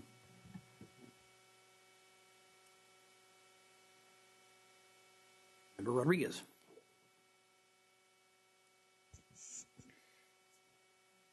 If I have a voice. Thank you for all of the work. And like a few of our commenters said, the meetings did get better and better as they went along. So, and I do wish to echo that again, as if I haven't before. But yes, thank you for that. I think we're at a point now where the plan is being developed. It's in process, and we know that given the very limited amount of time that we had, we did the best that we could in outreach, engaging all the partners that we could. And I think that there were some wonderful comments that came forward tonight as well. What is the possibility of including those elements into this plan? Is it too late in the game right now, or can we include some of those elements? Well, ultimately, that's, of course, the board's decision. Ultimately, the board will adopt the LCAP. It needs to be adopted prior to July 1st, just like the budget. I think the challenge we've had throughout this process, of course, and the hardest part, I think it's fair to say, of the LCAP process in general has been in managing our collective expectations, because we know that there are lots of things that we want to do with this money, including lower class sizes, arts education, a lot of things we heard tonight, I think are priorities for many in the district. We also realize that after a decade of cuts to public education and in our district, we're not going to be able to get there overnight. And so I think this LCAP represents a first step. It is a 3-year plan, but as you'll see in years 2 and 3, the funding doesn't change because we don't know what the funding is going to look like. The state doesn't really have accurate projections on what years 2 and 3 are going to look like. As additional resources are added and we continue, I should say, to reinstate and add back some of the things that have been gutted over the years, we can continue to look at other options. So the long answer, the board certainly has the discretion to make adjustments to this plan, but just note that we can't make adjustments to this plan without making adjustments to the budget. So if we were to make adjustments to this plan, we'd have to cut resources other places. And I think it's important to include that Prop 30 sunsets in 2016, and so it's not like this unlimited amount of resources that are going to come to districts. So I think you're right in terms of being a little bit more diligent about some of these recommendations and implementing them. Is there, Mr. Forrest, is there a way that maybe, and I know you're extremely busy, is there a way that we can look at some type of numbers for some of these recommendations that came forward today, and what that would look like if the board decided that we wanted to implement some of these in the plan? We could, but I think it would almost be counterproductive at this point. What I would recommend, as you'll see when we present the budget, is we're recommending that the board, we're going to present a proposal tonight on the budget, and then on the 19th, we're going to ask you to adopt that. And the reason, and in the presentation, we talk about that 45-day revision rule. And so we think that it's important to move forward with the budget process because we know that the state won't catch up with us. But we also know that the state provides that opportunity to make changes. And so I think if we can adopt these plans as is in the next 2 meetings, we certainly are going to be coming back to the board with recommendations for change. And we probably will receive some recommendations. We hear loud and clear class size relief, but we also know that just as that's a topic of negotiations, we can't really get to that until we know what our resources are. So my recommendation would be let's proceed knowing that we will be coming back to the board because we have very little faith that the budget as presented is actually going to be the budget that you will operate on next year.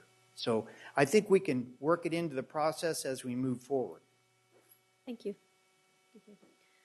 And I think one of the things that now that we've gone to all of this process to get to where we're at right now, what's missing for me is the commitment from our students and our parents, those people who are going to be extremely close to this task at hand.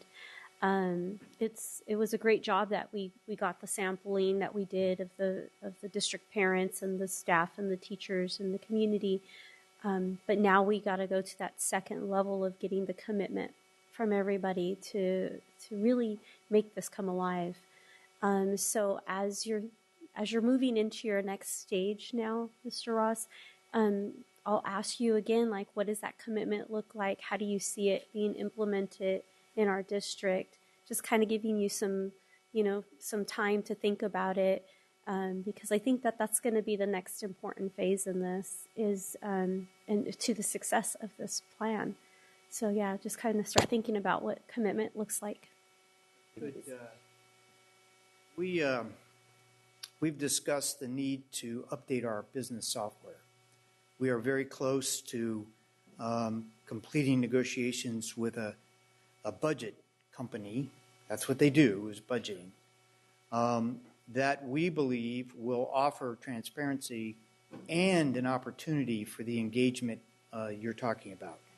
It will take a little bit of time to implement it, but it is our goal that the budget for next year, the 15-16 budget, will be developed on that software, and the software will be up and running.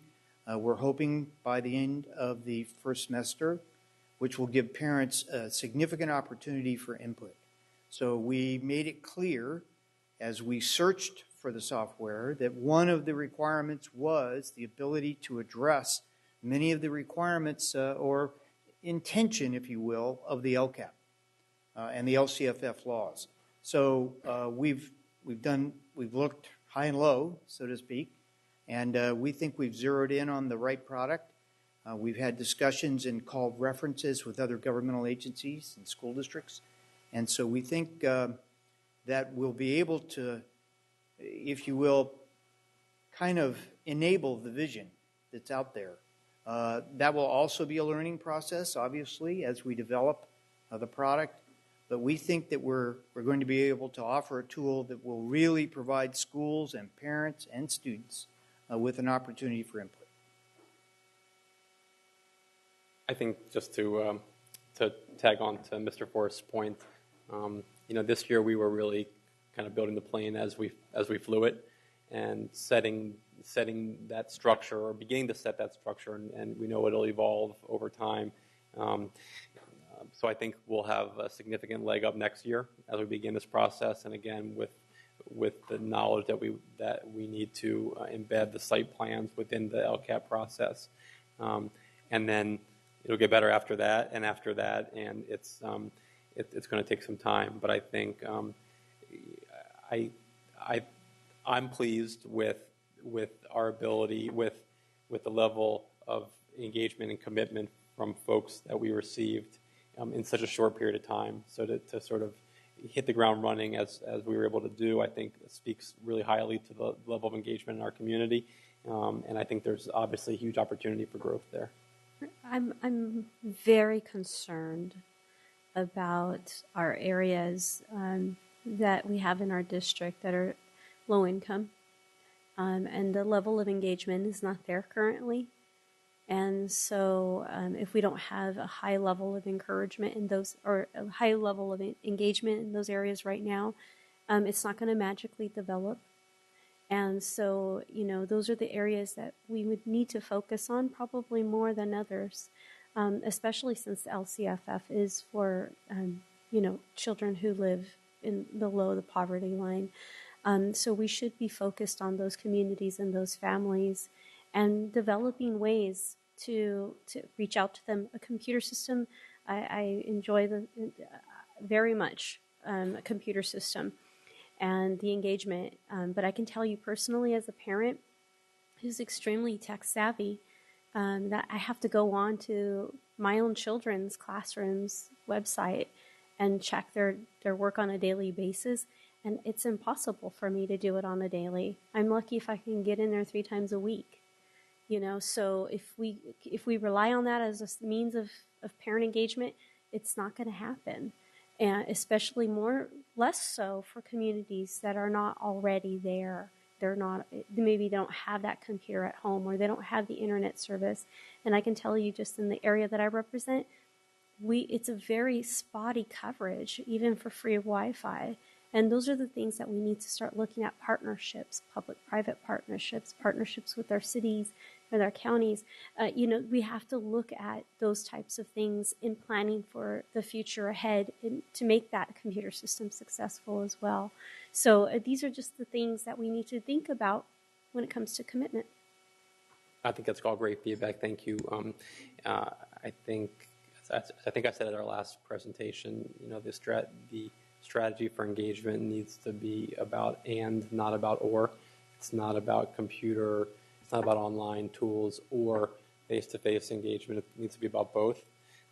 I think that we make great strides with this process. If you remember from our last presentation, about 2/3 of our survey respondents reported that they represented students who qualify for free or reduced lunch, which is, while not quite to the 72% or 70% of our district, is very good. I should say is a strong step forward towards a voice that's really representative of the community we serve. Is it enough? No, and I think this is an area where it'll never be enough, frankly. But I think we're making great progress in that area.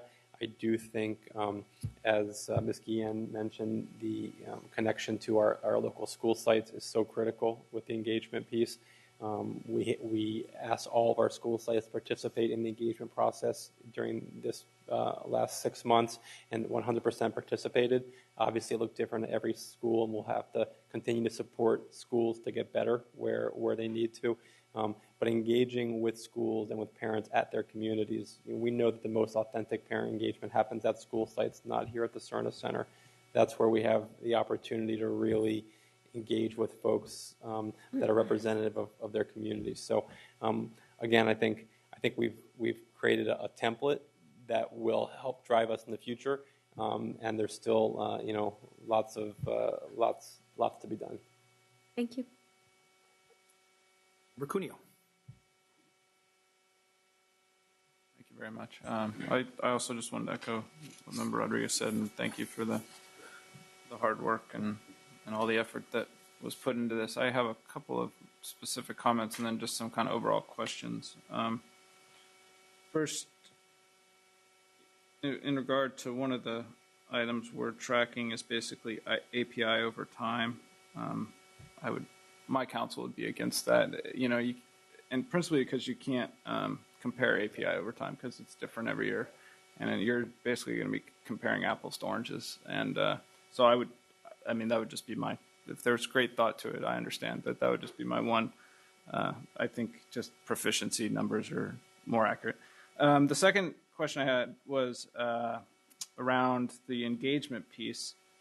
There was no kind of indicators around parent-teacher, site-level parent-teacher associations. Were there discussions about including that? We did the parent home visit project, that kind of stuff as indicators. But Sure. So the indicators that we use for parent engagement, were, as you noted, home visits, but also the parent resource centers at school sites. We think that's a good place to start. I think that it's absolutely worth looking at number of parent groups at individual school sites and how the district is supporting them, which may be, frankly, a better indicator than whether they exist. We may or may not be able to control their existence, but we can control our support of them. It's not something that we included this year. To your question around API, that was a request from the county, and that was one of the indicators that is listed specifically as a metric in the LCFF legislation. And it does appear to be a dated metric, given that the legislature is considering redoing it. So I would agree with you. And so I think what you see is an amalgamation of data points that we would like to be in there and to track, and ones that we think that were asked to be inserted into the plan.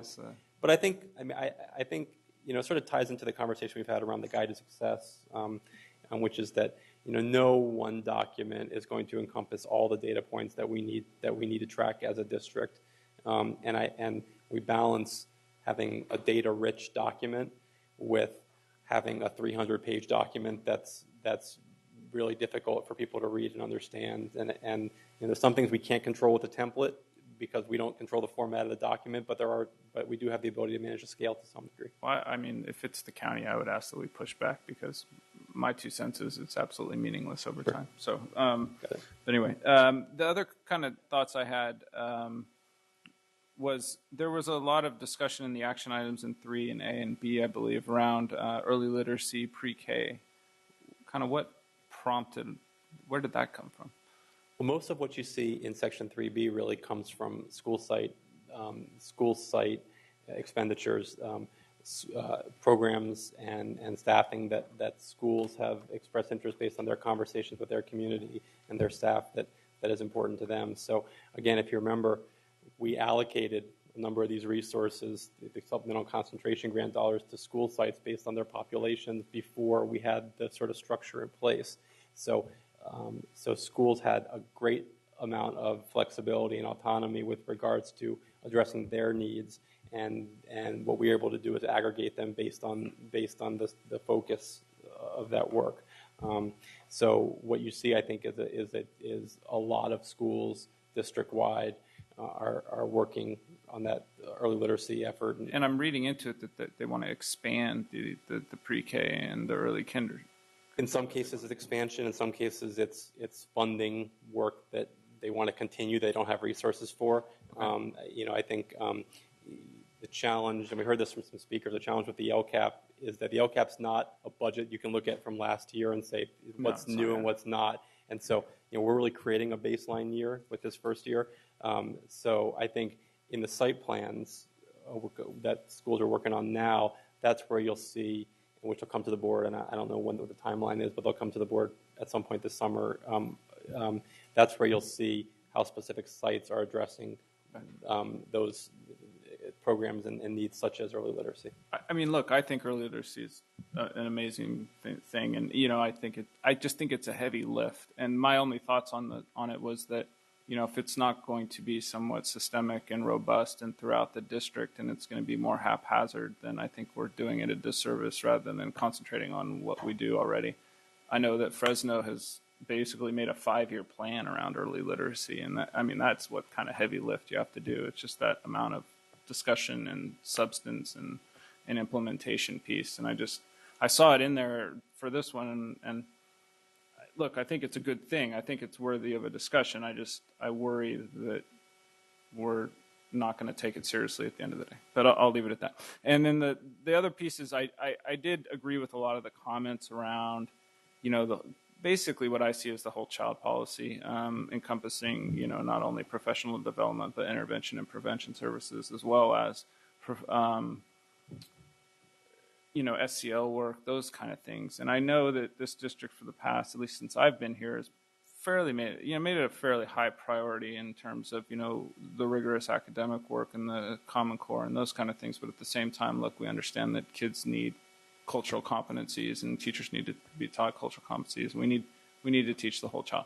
So I was a little, what's the word, dismayed, I guess, that there wasn't more of a focus in the document of that. And I'll just leave it at that. And I want to thank you for everything you did on this, and thanks for the hard work.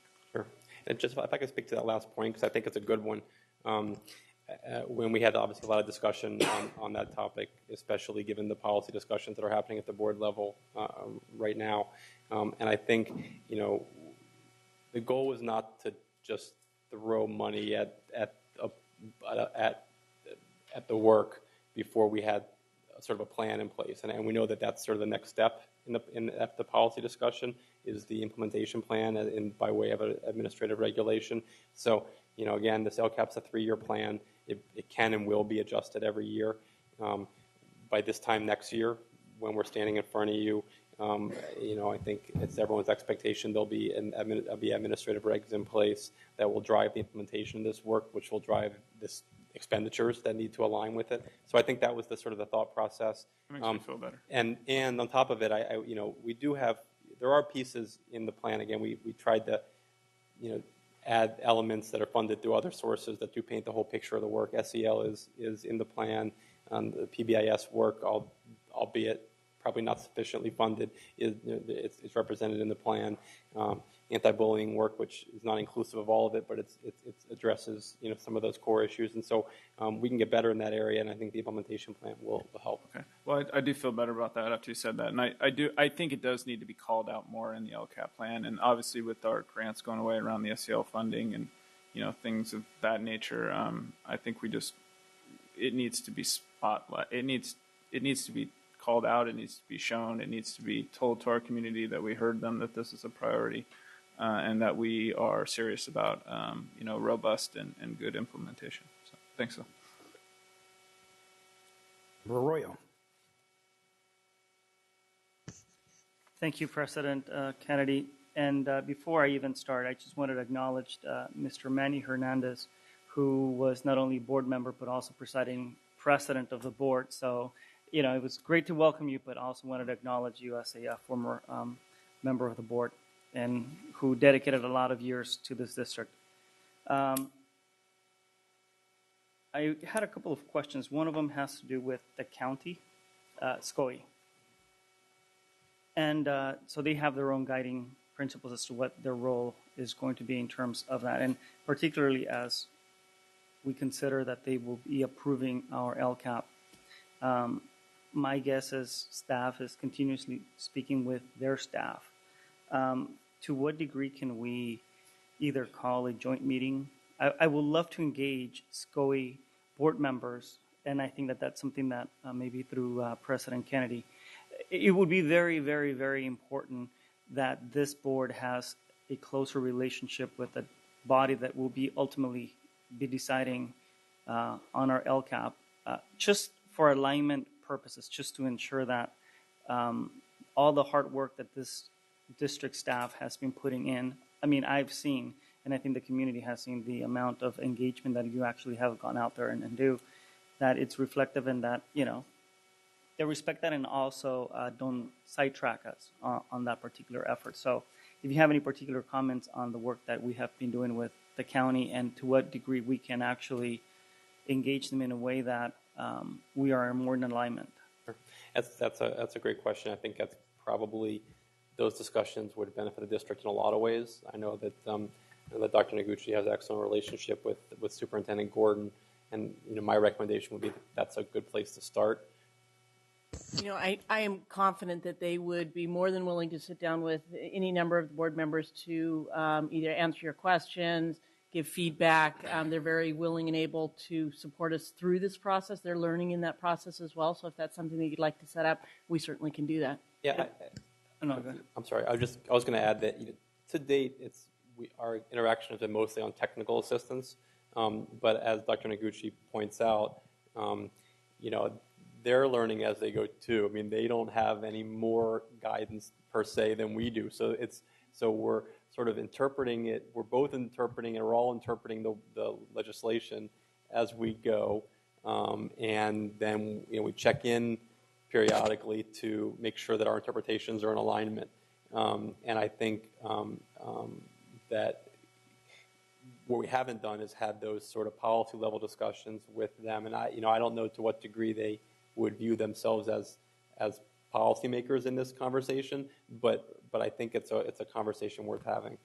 And by no means am I implying that you look at them for guidance, because I know that they're learning it as well. What I am actually placing more confidence in our own personal district staff to make sure that the person that ultimately will approve our plan actually has the level of awareness, I guess, cultural awareness, and understands what we're trying to strive, right? And they don't undermine the hard work that we're actually doing. And to be clear, the county's input hasn't been on how we should spend our money.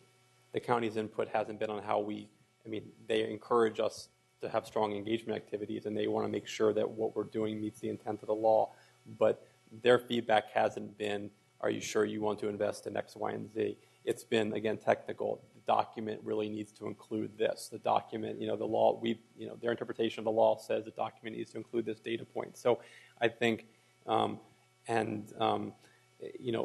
sometimes, we've struggled with the structure of the document, right? We want to make it as user-friendly as possible, but we're dealing with a state template with a lot of input from policymakers, and so in that area, as an example, the member Cuneo brought up with having them suggesting that we include API in the plan. From my perspective, while I would agree that that's not a measurement that's really indicative tremendously of student growth, although it's not my area of expertise, our perspective is if they need to see that in the document, they can see that in the document. That's not going to change the work we're doing. It's not going to change our focus from an academic perspective or an accountability perspective. So their guidance has been technical about the document, not about strategy or expenditures. And on the joint meeting, I understand that it's important to have personal relationships with members of SCOE, that particular board, and relationships are important. What I'm also alluding to is having a broader connection. I mean, more than a particular lunch meeting or whatever I can have with members that I know, but also an integrated conversation between this board and that board, given the fact that we are walking into uncharted territory, and I really want to make sure that we are in alignment as much as possible in order to ensure that the work that we're doing here and doesn't get any ultimately, they have to prove it, right? They have to vote on it. So that's what I'm trying to get at. The next question that I have, or point that I wanted to bring up, is for years I had asked the superintendent, and I know that Superintendent Raymond had it as a stated goal to ensure that we had site councils at every school, and that did not happen. I would talk to him, I would ask for reports, but, to this day, we have schools that never had a site council established. So as we're moving forward with a model that assumes and talks about site councils, when many of schools, even in my trustee area, never had a site council, how are we going to bridge that gap of nothing to actually a new model where we assume that parents in a particular site had an understanding? They're going from less than zero to this particular model. Well, I think it's a great question, and I know that it's an area where our Family and Community Engagement Office has been working hard to grow. And I don't know the numbers. I know we're not at 100%. I know that we're closer to 100% than we were a couple years ago, and we'll continue to grow that. I think it's our hope that by bringing the site process into alignment with the LCAP process and the district-wide budgeting process, that perhaps the work is more meaningful at school sites. I think that may be an area that, and again, parent engagement folks could speak to it better than I could, but I can see how it would be difficult or it would be disconcerting to get engaged in a budget process around expenditures that were already spent the previous year, right? As sort of has been our cycle. So I think that with any engagement, and we've tried to do that in this process, and again, continuing to learn is people want to see their voice in the finished product, and so to say, we really want to create a site council so that you can approve expenditures that have already been spent. I think we have an opportunity to create a more authentic process, and I think in doing so, we have an opportunity to really grow that voice at school sites. As far as specific strategies, I'd have to ask, TUMU, our Family and Community Engagement Office, maybe at a later date to come back and talk about that. And I know that you guys have been working hard at it, and that's not to discredit the work that you guys are doing. I just want to just kind of bring it to the forefront in the fact that we're talking about sites that are operating in a vacuum in terms of that kind of piece of engagement.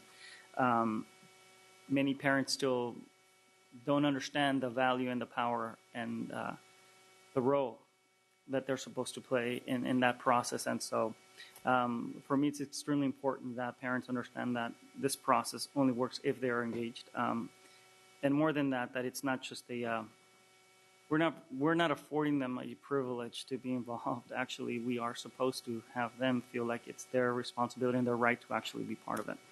And then the last comment or question that I have is regarding community voice and community input and stakeholders. It's very impressive to see the type of stakeholders and the unity and the coalition that came forth. It's very rare, at least since the day that I started serving in this board, to see such a diverse group of people coming together on a particular issue and speaking with one voice. And it is very diverse from not only ethnically but geographically. And when they speak with one voice in terms of their priorities that they see, I hear loud and clear the restrictions that we have in the budget to make room for class size reduction and so on and so forth. So the question then for me becomes, it's an issue of prioritizing. How do we go about prioritizing to make sure that it is the voice of the community that when are they going to be the leading voice in what we as a board, who we are indeed representing and working for, is reflected in the budget, right? So we as a board or staff may have an idea how to spend the money, but if they're talking about what the community wants in terms of priorities that we should make room for, it's not about dollars as much as A or B, one or two. I think that's a great question. There's going to be a good opportunity next year as we develop the strategic plan, including, again, this engagement efforts that we've learned from this year, but identifying what are the goals of the board, what are the goals of the communities and schools, and from those goals, we should then be aligning our resources. So I think next year, in alignment with LCAP and the strategic plan, I think it'll be a much clearer vision for where are our priorities, given the input from the community and obviously approved by the board. And I really want to memorialize and recommend a policy or something, but the point is that many times just the demands of the district forces staff and rightly so to come up with the priorities that they see of the challenges right in front of them, right? And it's very uncomfortable to then come and say, last minute, you already have a budget here ready to go, and community's asking for something else, and now the board, are caught between what staff has worked so hard for and what the community's asking for. And it's very important for me to know that as we move forward, we change the structure of the dialogue. So I heard very loud and clear 3 specific items that different groups in the community in unity and individually came and talked about. So how do we make sure that as we are prioritizing for the future, those items are there? And so we don't come next year when the budget's already crafted and it's much more difficult to rearrange it. So is that something that we, start memorializing in policy so that the budget gets crafted differently, or that at least we hear community input before the board even comes up with or before even staff proposes even a draft of the budget type? You want to speak about the difference in process for next year? Yeah, well, that's that's the key to what as happened we this look, year. and I think that's really a big piece of our work Mhm. this coming over the next few months before the fall is to really create with a blank slate, so to speak, a structure and a system that's going to work. We've talked about again, we began this LCAP process really in the winter. It needs to be year round, but it needs to begin in the fall, so that we can have those big conversations around goals and priorities, both at individual school sites and district-wide, first and in public, and let that drive all of these conversations, both site expenditures, because we do need to continue to strike that balance between flexibility at school sites and district spending. And so I think that's the structure we're going to be working with, and that's why it was so important to do a second site plan for schools this year, so that we do truly have a blank slate for this coming year to work with, and sort of, not to mix metaphors, but to mold that piece of clay how we want it to look. I do think to reiterate, earlier, one of the big challenges in this process has been, the expectations of resources not really being consistent with the reality. And the state talks in general terms about new money to school districts. They're talking about gross additional resources, not net additional resources. It don't account for example, districts like ours with declining enrollment and the impact that has on the amount of resources. It doesn't account for rising costs that cut into those new funds before we even can begin talking about adding services or programs. And it doesn't account, in many cases, what we're hearing at the state level, as you know as well as anybody, it talks about the new LCFF funds, but it fails to mention, as Mr. Forrest will talk about later, that a lot of those funds come from previous categoricals, right? So it's not a net gain. We have more flexibility, which is a good thing, but those categoricals were also being spent on programs that we want to continue for kids. So I think one of the challenges is, we hear Sac City is going to get $30 million of new money. That's on websites and well-intended, and our reality is not that. And so it creates a gap in, I don't understand why you can't do all these things with the resources. And so I know you know all this, but I think it's important for people to understand. Right. And that's the reason why I'm bringing the issue, because it's important to highlight the fact that given the challenges and the responsibilities that specific staff in the district have in order to meet the challenges that they're entrusted, from academics to students, whatever that may be, that's a very different reality when they're responsible and they are entrusted to get that job done. So therefore, a budget will look a particular different way than people that are outside of the district demanding or wanting certain things. And before the budget gets actually put on a book, it's important that that staff gets the direction and the input from not only what the community wants, but then how the board, as representatives of the community, then can give that direction to the staff, so that we are not. I hate being in a position where year after year, I hear the two conflicting points as to how to use those particular resources. Is it the community's money or is it the district's money? And that always becomes the perennial question of, and so I think that more money will not come to us. We know that. It's just how best to align ourselves to make the best use of it. So I indulge you thank you for indulging me with all this time. Thank you. Thank you. Any other questions? Thank you very much, Mr. Ross. This is just a conference item. 9.2, the proposed fiscal, it's 9.3 now, I'm sorry. Proposed fiscal year 2014-15 budget for all funds.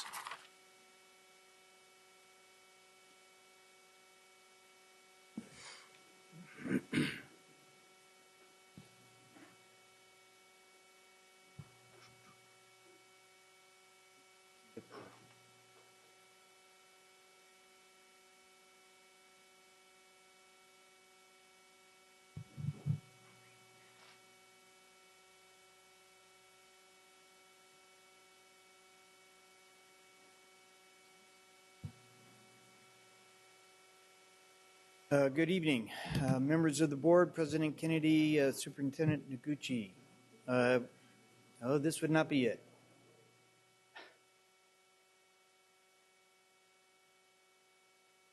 I don't think you want me doing this, do you? The next one.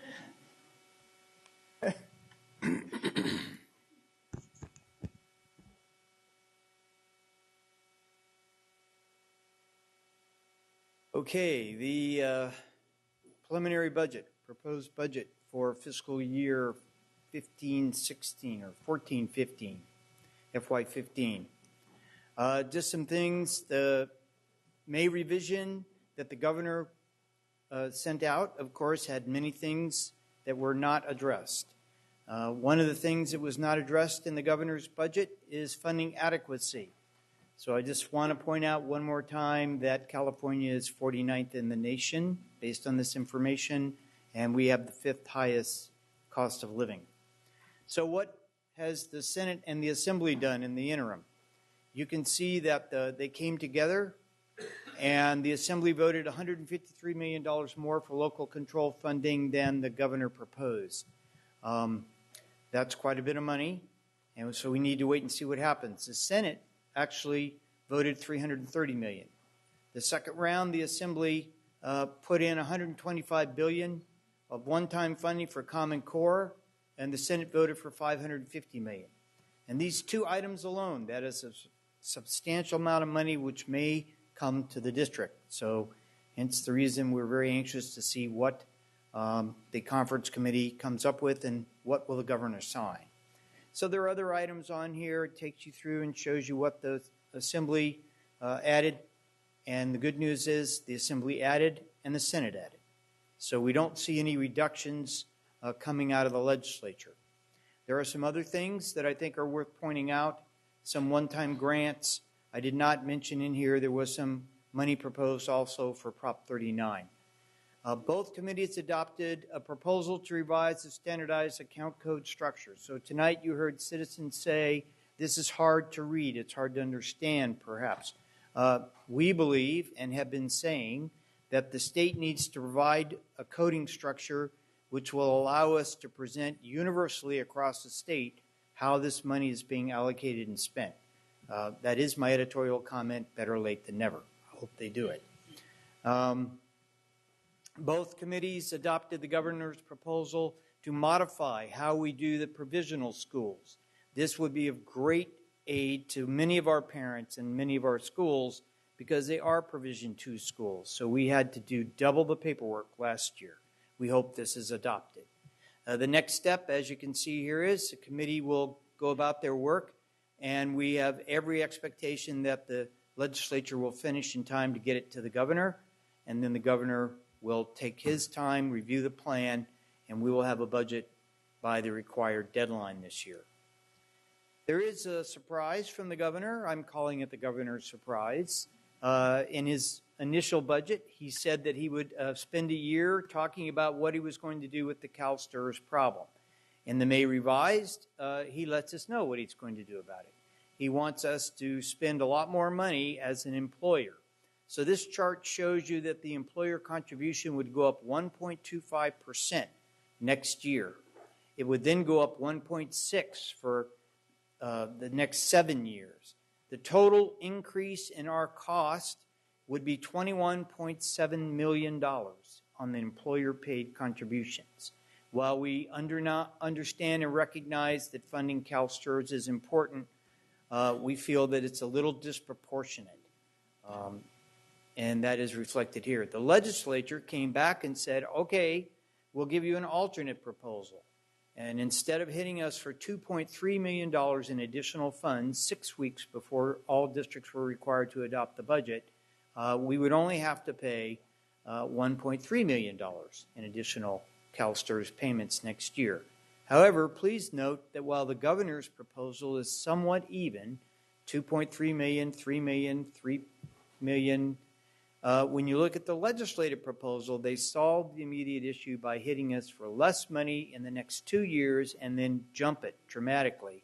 The bottom line is the totals are the same. This next page shows you the differences in the fiscal years. So you see, we would have an additional $1,054,000 if the legislative proposal is adopted. So the governor's proposal, of course, was $2.3 million. If there is a compromise, then for the next fiscal year, we would have some money that would be the equivalent of one-time money. I need to stress that. Obviously, we must eventually pay the piper, so this is one-time money, but we would have some one-time money. So the question you may be asking yourself is, how in the world were we able to handle the governor's surprise? Well, we've been in an attempt to honor our collective bargaining agreements and to address some of our employee needs, as well as the LCAP needs, because both our employees and the citizens want lower class size. We've been attempting to put money aside. So just to show you, we were saying, what if we tried to husband, if you will, this much money, and that was about 1%. You'll notice a 1% increase for all employees in the district would have been $2,125,000. So obviously, that's gone. So any flexibility that we had in the budget and were prepared to present to the board tonight with the governor's surprise was eliminated. So we go back to the same issue. Health insurance continues to be a significant issue. You can see here that recent numbers, and these are very recent, last week, 3,858 was the number of active employees participating in our health benefits and 3,510 retirees. So it's getting closer and closer. So we know we must do something about our other post-employment benefits. How bad is it? These charts show you how bad it will get. If you look at the bottom chart, you can see that this year, 2014, fiscal year 2014, we expect to spend $20.4 million on the explicit subsidy, and the implicit subsidy adds to that. So about $21 million total. The problem is, if you look at the first $20.4 million, which is the actual out-of-pocket expense for this year, it's going to grow to $31 million. So it will grow by over $11 million in just 8 years. So we must address this. Just to make sure that there's no misunderstanding, we do have this at the request of the teachers. They did ask for a separate accounting, so we have provided just what the teachers show you here. So it is not just the teachers, it's all employees. So how is our fund balance? Well, thanks to the Common Core carryover and some other Title I carryover monies, our fund balance actually is looking better, significantly better than anticipated. You can see the ending fund balance for year 13-14 is anticipated to be $21.8 million, which would be 5.4%. That is much better than anticipated. However, as you note, it starts to drop again because we won't have the Common Core money being carried over. In addition, please, one more time, note that the average for a unified school district in California is 14.81%. We're roughly 1/3 of that. What does the unappropriated ending fund balance look like? It looks also fairly well, again, much better, if you will, in relation than what was anticipated, but it still presents a problem. We anticipated only $45,000. We are now projecting that we'll have $867,000 unencumbered. So while we have $21.8 million in the total fund balance, unappropriated or not dedicated to expenditures in the future is only $867,000. But as you can see, the components of ending fund balance chart is better than it was in previous presentations.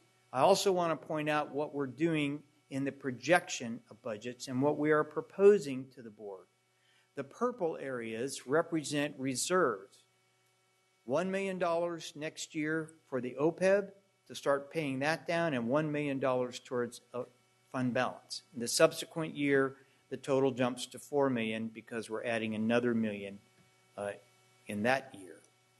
So some other things we have to remember we must pay for. We have the maintenance of effort in transportation, adult education, and the ROC funds. So we must maintain those. Again, let's refer to the LCAP and the LCFF.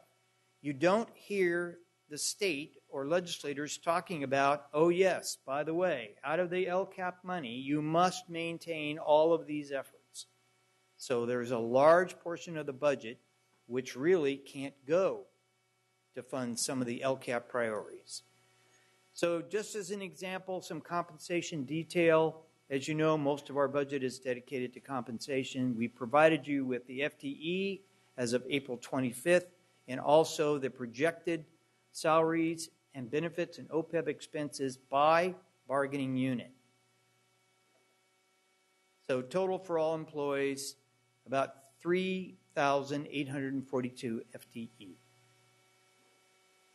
So contributions, you're going to hear a report from special education tonight, and you can see that in addition to special education, we have other areas where we contribute money. There has been an interest in what about the custodian and SPOMs. This budget does include an increase in those areas. This shows you the changes by school. And the total increase is off to the right, 29.75. So where does the money come from? This chart very quickly illustrates LCFF, most of the money, 76%, but we also have other state revenue at 10% and federal revenue is 12%. Where do we spend the money by function? Straight instruction is defined by SACS, 64%. Instruction and related activities, 13%, and pupil services, 8%. That means total instructional support is sitting at 85% of the budget by function. That's good news. When we get to the object, this is the total general fund. Our compensation for the total general fund is running at 82%. And you can see that your employee benefits are running 29. 29 is high in relation to other districts in the state. And that's obviously includes the OPEB. Now, what happens when you take just the unrestricted dollars? Compensation moves to 88% of the budget, leaving, of course, only 12% for other expenditures.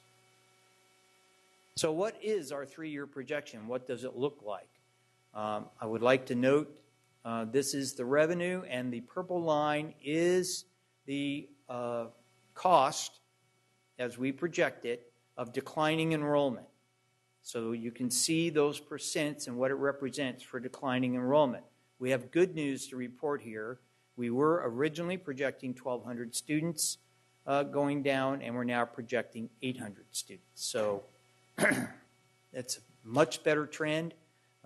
Mr. Castillo has checked that out initially with our outside consultant, and that is also being reviewed. But at first glance, he said that it looks reasonable. So we're using 800 instead of 1,200. As you can see, however, a big point is, yes, the LCAP revenue is going up, but the other revenues are going down. So if you look, LCAP went up 10%. We had declining enrollment, down, costs us 17%. Federal revenue is down 7%. Other state revenue is down 23.1%. Why? They moved the money from the other state revenue and put it into the LCAP. They're not really telling you this when they go out and advertise. Every district in the state is going to have a chart very similar to this. Other state revenue will go down, the LCAP will go up. So you can see the problem. Overall, total revenue and transfers in is only up 2.3%. So when you look here, here are our projected expenditures. You'll see down towards the bottom, well, right in the middle, we show you our expenditures and projected expenditures for our other post-employment benefits, taking up 5.5%, then going to 5.8% of the budget. And so it continues to increase. And then you can see down below, we're starting to build the dedicated reserves for the OPEB and starting to try and put money into the fund balance. What does that do to our ending fund balance? You can see the components of ending fund balance, and you can see how our $21.8 million is what it is comprised of. The mandatory state reserve of $8.296 million, revolving cash, stores inventory, one-time Common Core carryover funds, Title I carryover funds, and health service carryover funds. So we have a lot of carryover funds sitting in the general fund, but they're all restricted. And you can see the ending fund balance stays relatively okay next year, but then in the subsequent year, as costs continue to rise, the ending fund balance, unappropriated ending fund balance, gets very small at only $98,000.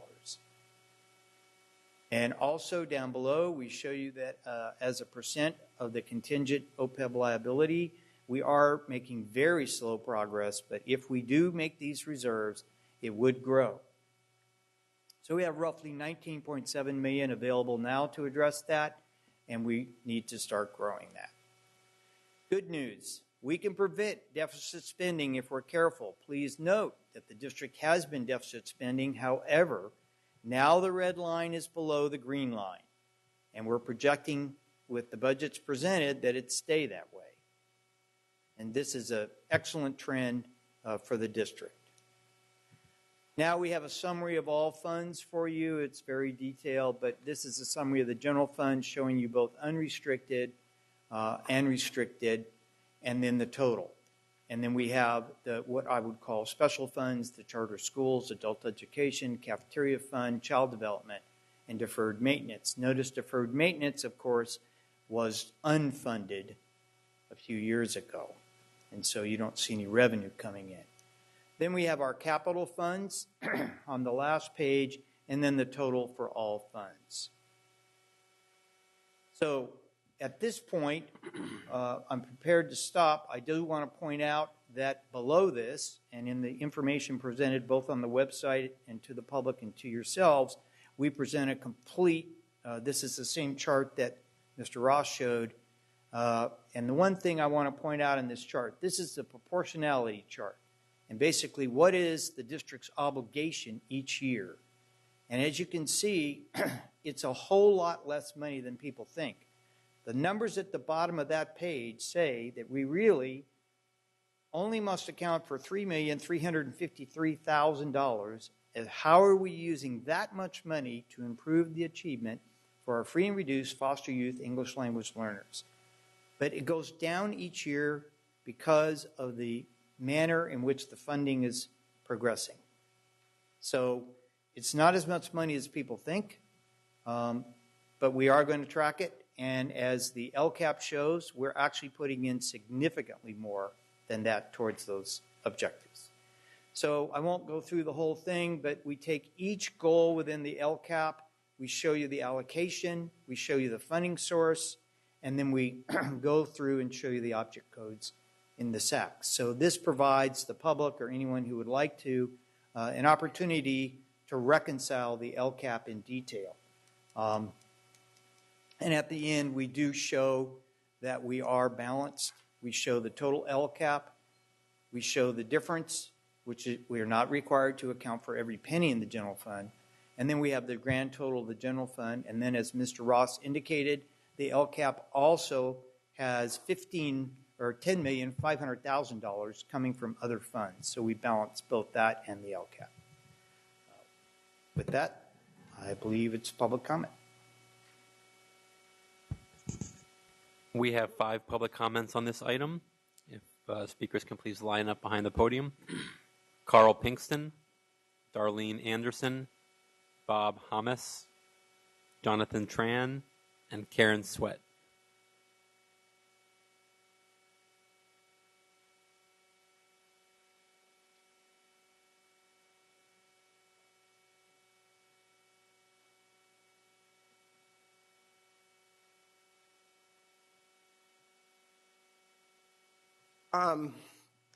Please forgive me because it's going to take more than 2 minutes of our time. It's an honor and a pleasure to present to you the Community Priority Coalition, their alternative community budget. This particular budget is a result of a number of folks who, first of all, that we went out and identified what issues that were most important to us and in the community. And those were the three I earlier mentioned: class size reduction, cultural competent professional development, restorative justice, and early intervention and after-school program. I'm not going to go into great detail of the budget. I'm going to turn it over to Bob or David. They will actually talk a little bit about our particular budget that we present to you. But I just wanted to let you know that as I've spoken to both the staff as well as many of you on the board, that this was coming, that you will see something and give you an opportunity to compare and contrast. So, and this is new. This is pioneering. This nowhere else in the state is doing what you're having the opportunity to do today. Generally, you get a staff budget, and you base your decision on that staff budget. You never are given more than one type of budget, and to try to compare and contrast. So, I'm going to turn it over to Bob, and he will. Good evening. My name is Bob Hamas, and let's since this is a group, let's reset the clock every time so the speaker gets up, because you guys can't be expected to do this in 2 minutes. I just wanted to say thank you very much for this opportunity to address you, and good evening to President Kennedy, Dr. Noguchi, and the other board members. I'm going to read from a prepared statement. So. We're here this evening to present to you our vision for SCUSD. Our community coalition has taken to heart the concept of participatory budgeting, which we feel is intended in the new legislation that brought us LCFF and the LCAP. We're also encouraged by the new climate at the district office that is more open to community involvement and input, and that has increased transparency by posting thousands of pages of expenditure reports to the district website. Working together, our coalition has identified priorities that we feel are important to the future success of our incredibly diverse district and that we do not see reflected in the current district budget for 2014-15. The priorities we have identified, which you see listed in the community budget packet before you, are classroom reduction, professional development to enhance school climates, cultural awareness, and effective and restorative discipline policies, and programs and or supports for after school, early intervention, and arts enrichment to improve and further classroom performance.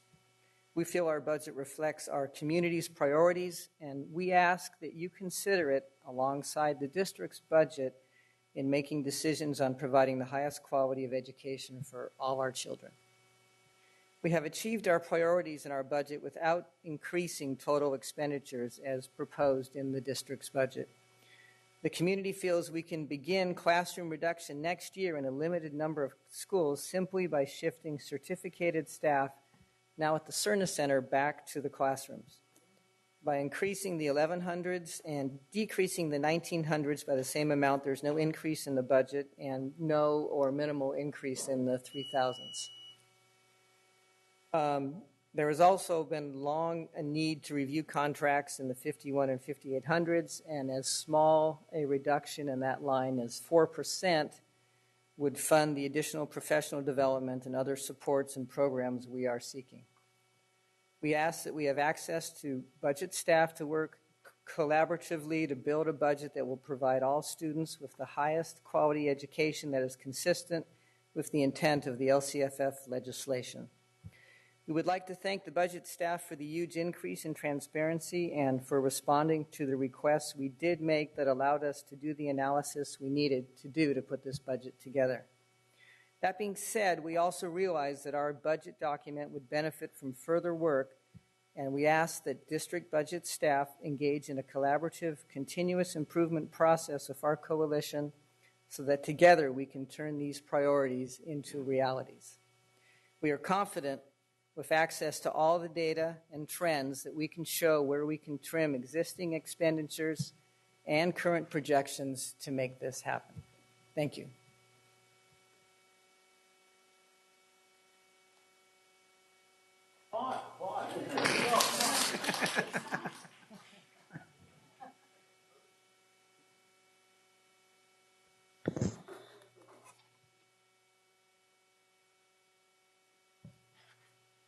Good evening, Darlene Anderson, once again. I think when we look at the budget overall, and then we go back to the school sites, and then you understand what's happening at the school sites, the failure, and then the gaps in education, and who exactly do we have targeting those gaps? How does that conversation start at the school site? It doesn't. Willful defiance issues usually form around children who cannot participate in the classroom, yet nothing is done to try to catch that child up when they're not reading in the third grade.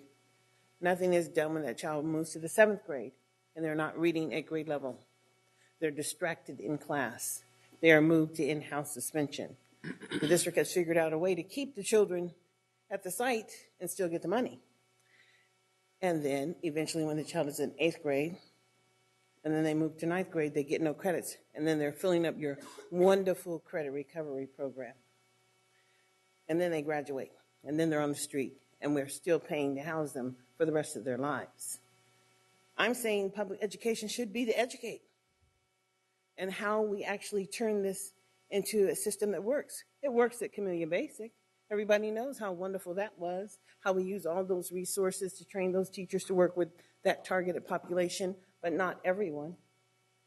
When is this district going to utilize the resources to have a public conversation about how can we better serve the Sacramento community? Because that's what the dollars are for. They're not your dollars. They're not our dollars, but they are tax dollars put here to educate local children. And the district is not educating all local children. When will it happen? I don't know. It's not going to happen unless we're going to have that public conversation. And so addressing the needs of the district by calculating the budget codes or the resource codes and the object codes to fit the school site council plan to make sure that everybody's under the, so they fit, is not fitting the children. Thank you.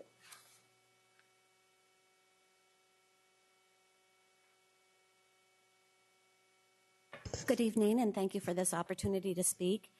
In your board packet for the budget, page 9 of the executive summary, implement Ms. Sweat, your name is? Oh, I'm sorry, Karen Sweat. Implement a new budget system and development process that begins much earlier in the fiscal year and addresses the significant additional community involvement. So those of you who know me know how excited I was when I saw this. So kudos to Ken. This is my kudos to Ken speech.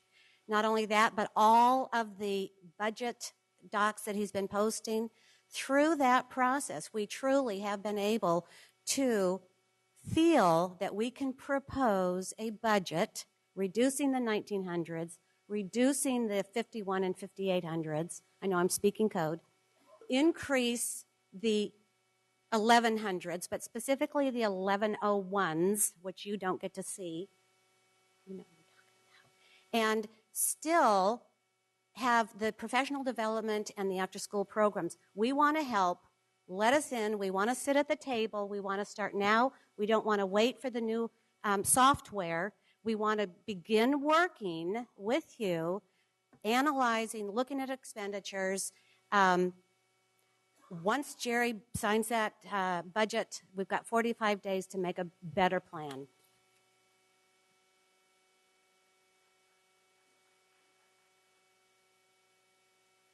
Good evening, board. My name is Jonathan Tran with Hmong Innovating Politics. I just had two comments. First of which, we would like to show our solidarity and support of the proposal that's been placed in front of you tonight. This is a byproduct of a very diverse group of community members and organizations that have come together with support from the BHC and the fundamental organizations reaching out to parents to identify alternatives in the discussion of how we go about developing a budget. So I think you should recognize that it's a lot of community members coming together really to provide you with some type of tangible alternative. I think that's oftentimes the discussion. The second piece I'd like to highlight, unfortunately, is a pleasant news. I think the revision in the enrollment numbers is very, very positive for Sacramento City Unified. Unfortunately, using the district's own enrollment and capacity numbers, the disproportionate amount of students that have left Sacramento City Unified are a byproduct of the school closure process that happened last year. I'd like to point out, board members Arroyo and Rodriguez highlighted this very specific fact that the students that were being displaced by the school closures were disproportionately low income, English language learners, and communities of color. These individuals are the ones that will be bringing in additional resources into Sacramento City Unified. But unfortunately, the decision to close these schools meant that one out of every five students that was displaced by the school closure never came back to Sacramento City Unified. And so anywhere from 350 to 450 students, that makes up nearly half of the students that Sacramento City Unified lost, is a direct result of the school closures last year. So unfortunately, the decision to save whatever you were able to save last year does translate into years of loss, not only for this year, but for subsequent years down the line. So thank you for your time.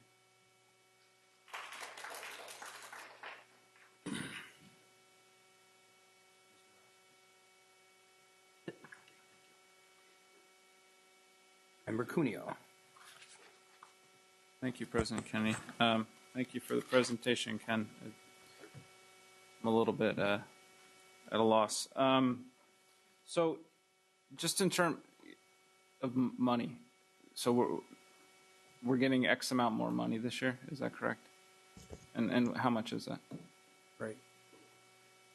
We are getting X amount more, and if you look at this slide, page 27, you'll note that the total revenue is up roughly $9 million. Okay. But I thought, I just wasn't sure. Okay. And then specifically in the proposal, where is the $9 million going? Say again? Where's the $9 million going? I know we're adding custodians, obviously. Right. How much does that cost? Well, if you'll notice, if we go to the next one, you can see that right off the bat, you've got $6 million for certificated salaries. Your classified salaries are up $3 million. There's $9 million. Wait, say that again? So that's the whole $9 million is the custodians? Well, it's up and down because you can see the books and supplies are down $3 million, and the services and operating expenses are up $1 million. So, but roughly, because the budget and the unrestricted dollars is 88%, so 88 cents of every dollar goes to employee compensation. Right. I understand. I'm just trying to get a sense of where is the new money going. And so one of the specific things I saw, and I'm sorry, I'm operating admittedly from an informational and knowledge deficit that you have that I don't have. And so I'm just trying to kind of boil it down to a language that kind of I can process and understand, and then kind of with input from community members can have a dialogue. So we have about $9 million more coming in to spend. Is that fair?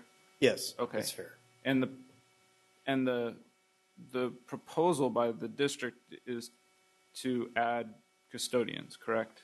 That's right. That's roughly $2 million. Okay, so that's $2 million.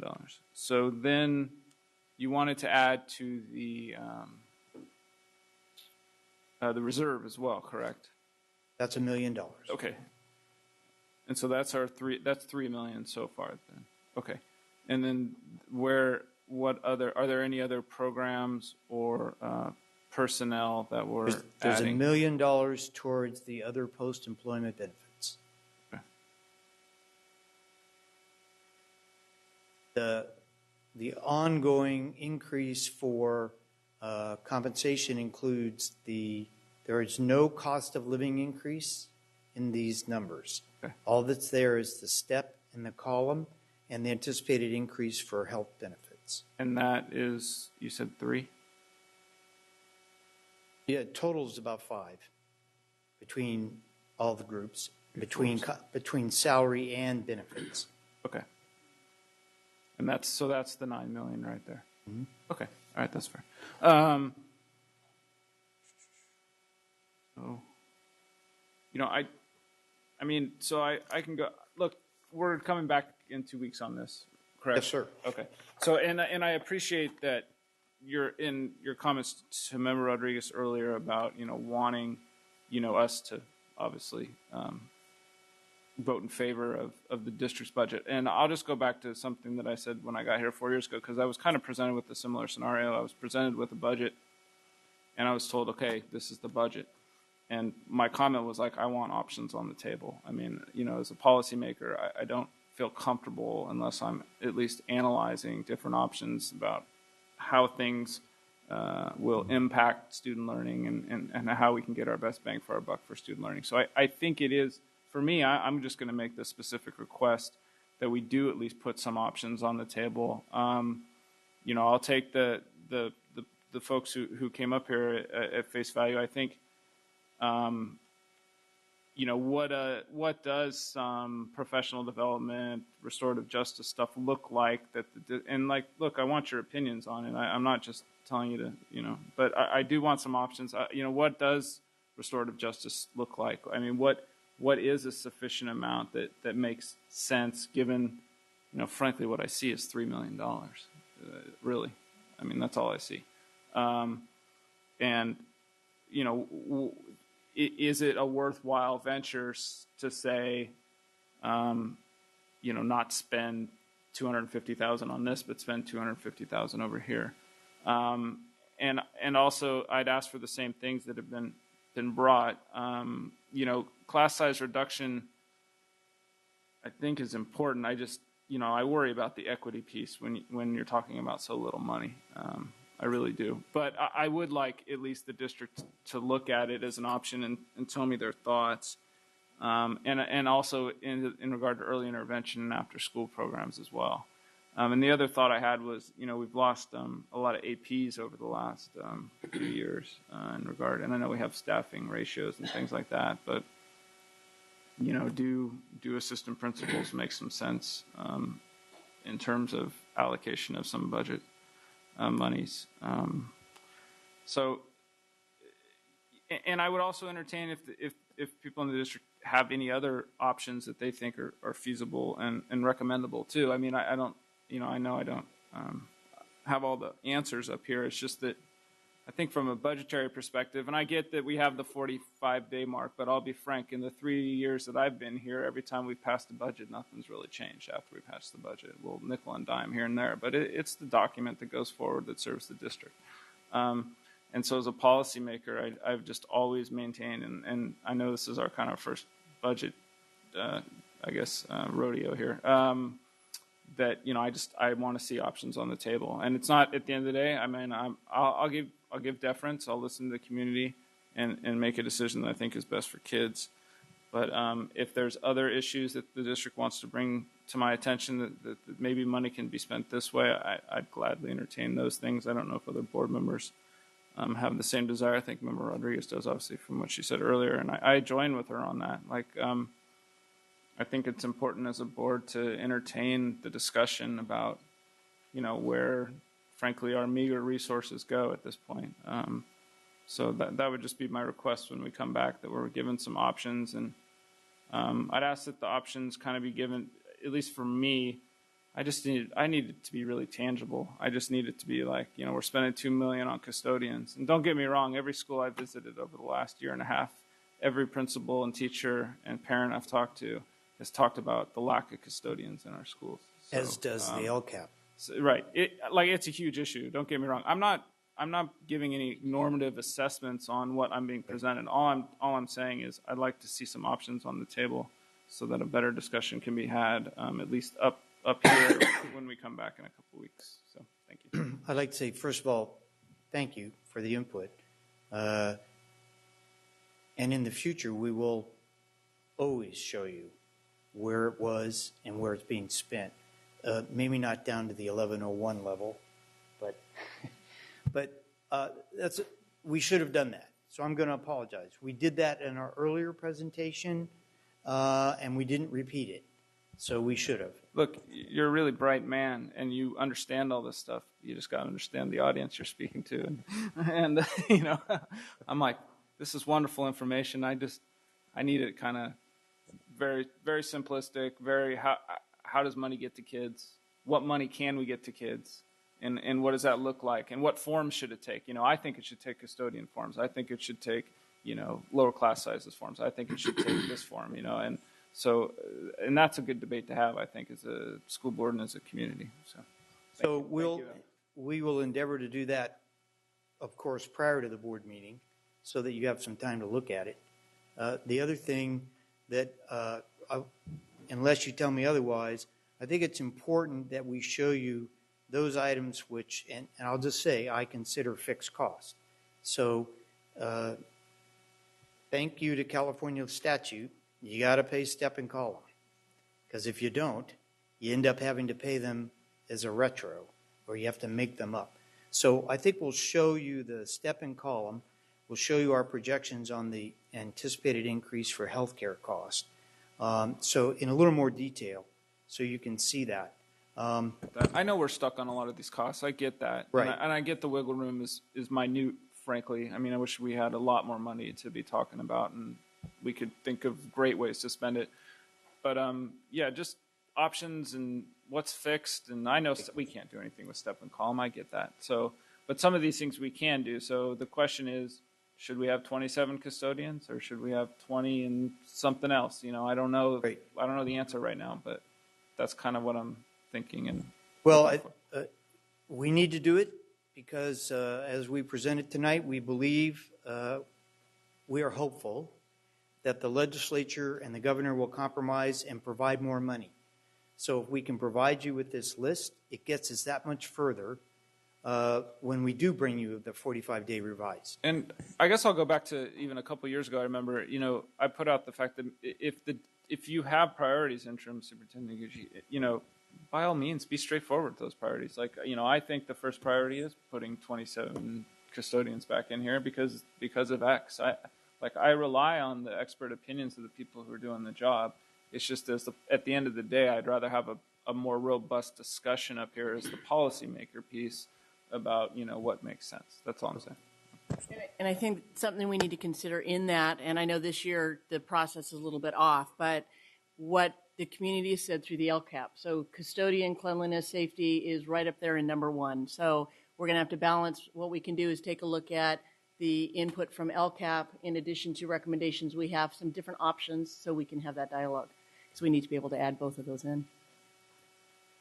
Vice President Wu.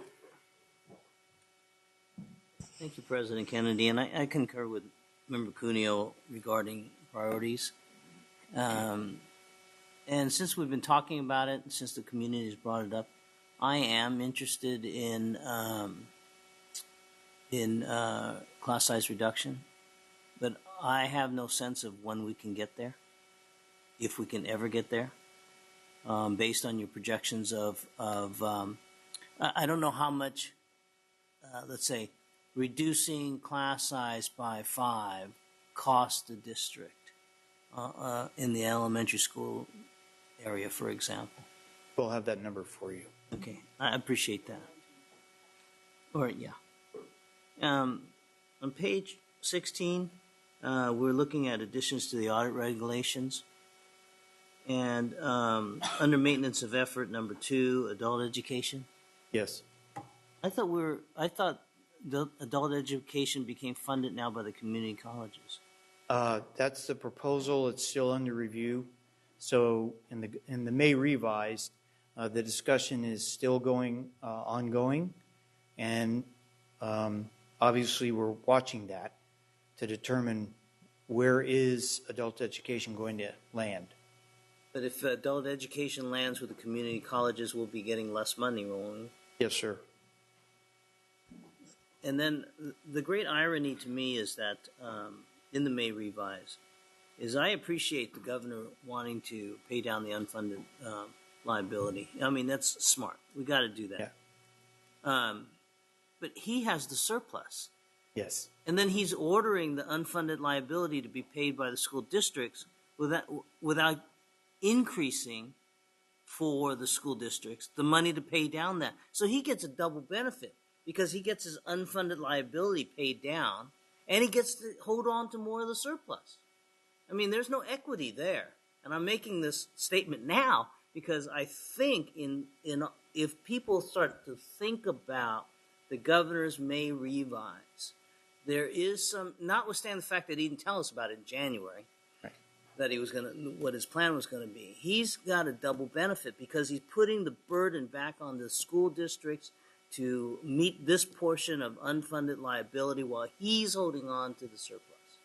So I think that's the vast inequity there. And I'm hoping that the legislature is, both the Senate and the House are listening to this and will, and the Big Six will come up with some proposal that will help us get there, help the governor get there. I might add, just like to emphasize that it's the California State Teachers Retirement System and the California personnel. It is not the Sacramento City Unified. This is a state obligation. So I absolutely appreciate your insightful comments, and I would point out that in other states, one I just left, this is handled at the state level without imposing the burden on all of the school districts. It is charged to the school districts with a single accounting entry at the end of the year to track where the expense actually occurs. But it is handled at the state level. The money is never sent to the school districts. You do not have to negotiate the outcome because it is a foregone conclusion. So we obviously, as a number of districts have, I think the superintendent signed a letter to that effect this week and sent it in. We are requesting the state to own its obligation. It was not the school districts who set the rates. It was the state. If the state had appropriately set the rates many years ago, we wouldn't be here today. So the state, I agree with. They need to own up to this. They should handle this at the state level and not impose over 1,000 school districts the obligation to do this. So I totally agree and would recommend they look far north to Alaska, who does it unbelievably correctly. How's that governor's appointment coming?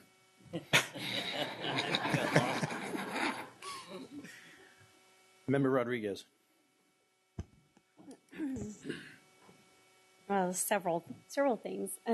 You are taking an extremely complex budget, and you're trying to break it down into layman's terms, and that's not an easy task. And I understand that you have to present this information to us because, quite frankly, we should know this as one of our primary duties for being a board member is to be fiduciarily responsible. And so I thank you for the information that you bring forward in the difficult manner that you must have, to get it together, to make your audience understand this, because probably I'm the only one that follows you very well because of my background in education. So thank you. And yeah, I think that we can get to a point where it's easily presentable, but it's kind of a little hard for people who work with numbers to get there. So just bear with us as we try to give you some methods for improving. So I just want to talk about some of the flexibility options. I kind of alluded to it in the last conversation, the other item that we were talking about. But every time when we come to the budget, specifically the interim budgets that we're looking at today, I'm always focused on those contracts and looking at where are we reducing those costs. And I want to say it's the next page over. I kind of dog-eared it here. Page 19, the contribution to the energy project. I understand. I understand the $9 million and where the funding, why we want to fund those line items. But at this point, we have $355,000 to this energy project. How much longer are we required to pay into this? Is this something that's flexible that we can, defer out? I mean, where are we at? What's the status of this? This is our portion So we're required to make a contribution, and the state gives us much more money in return. So this is a very small portion of the actual expense for the energy projects. So we get the rest of the money from the state. So that's a good point. We should probably show the 357 generated millions in project money. Yeah, I think you can kind of do like a line, energy contribution, line A, and then line B would be the amount that we are subsidized from the state.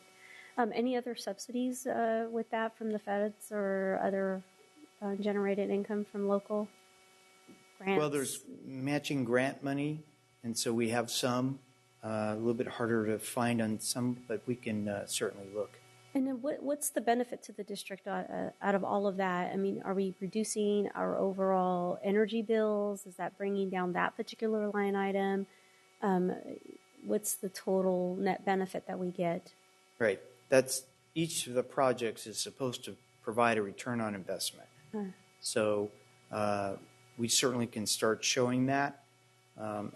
As we start to move, we have acquired a program called eBuilder, and we have every expectation it will provide the transparency for the capital investments the district is making, and then we'll be able to show you, okay, we got this much money from Prop 39, this is what came in, this is what our contribution was, and this was the end result.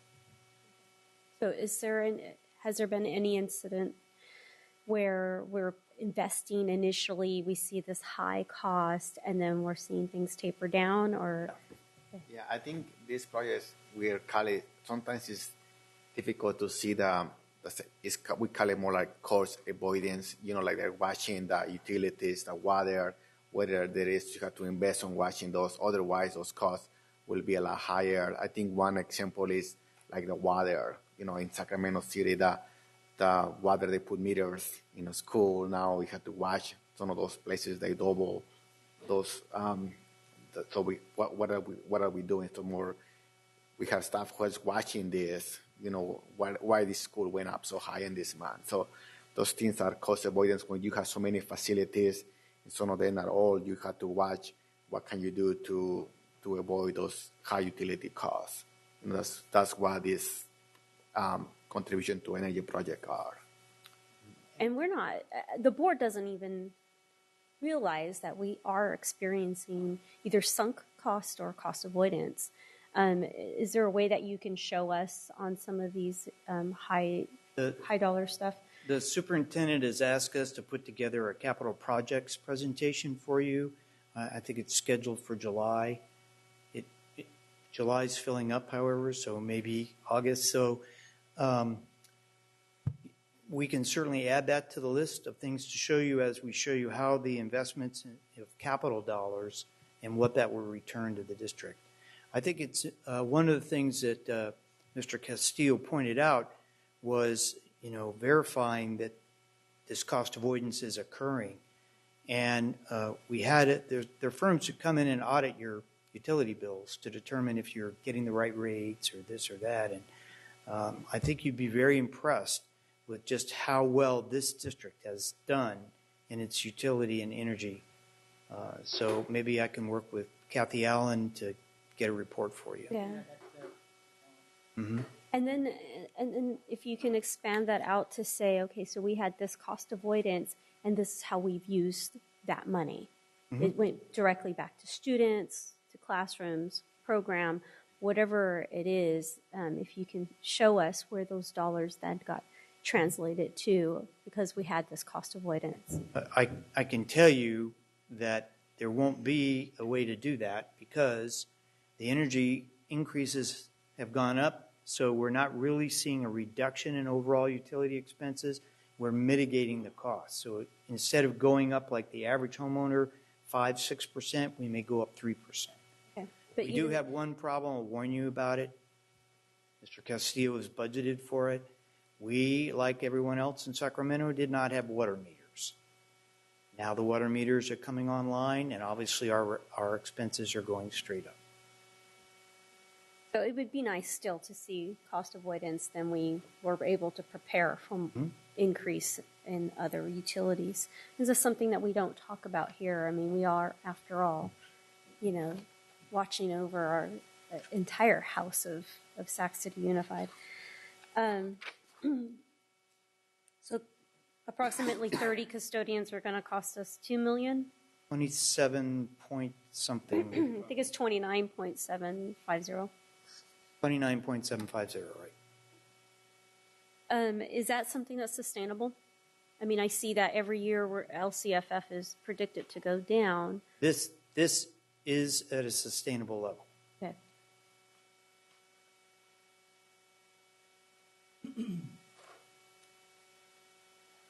And then, I mean, just another thing about the OPEB. Many of those costs that are grouped in there is because not this board, but boards of the past have negotiated other items, and which is not a direct burden onto the state. So there are some costs in there that we truly do need to own up to.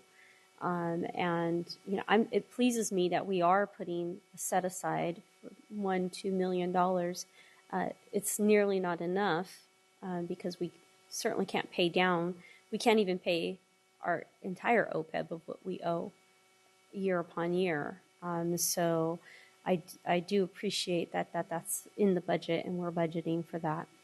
And so I don't want to get too angry with the governor about that, because I think it is a way in which GASB also has had governmental entities recognize their unfunded liabilities as well. And I like that one slide that you had that included in there.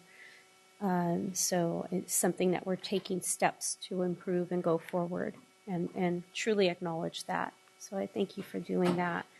I just have to ask our contracts committee, where are we at with looking at contracts? What are we looking at in terms of saving? I think that we can definitely find some room for flexibility in there. And I know, Mr. Board Member Cunha, you are part of the contracts committee, and if you are looking for flexibility in areas for that, perhaps that's something that we could also be having a discussion around. So that's my last comment on the budget, and I know you want to probably respond to that.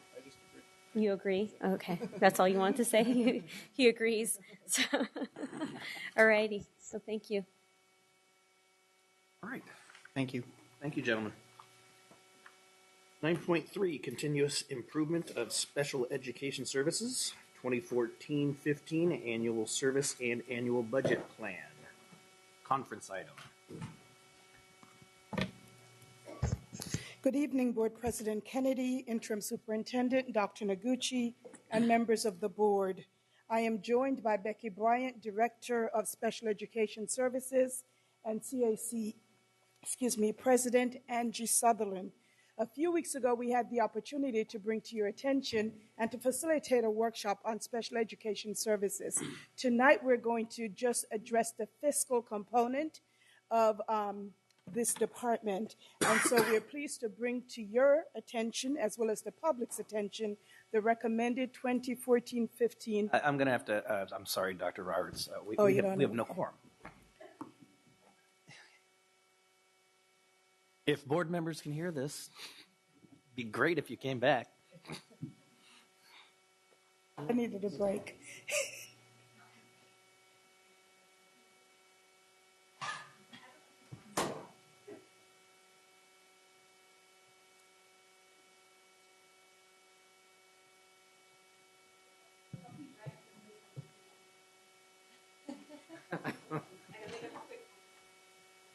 Yeah. So, know any good jokes? Not tonight. No? Sorry. Dr. Noguchi always has jokes. I think everyone laughed. That's my job.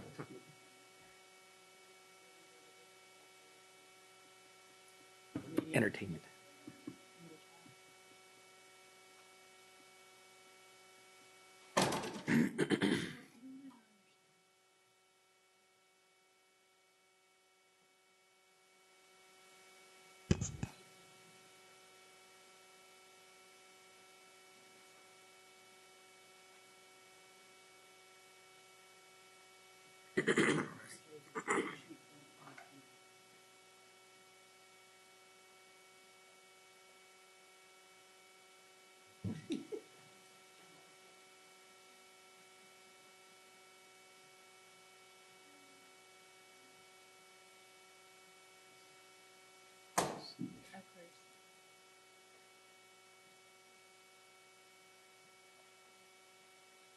That's a good question. Yeah. I looked over and then everybody was gone.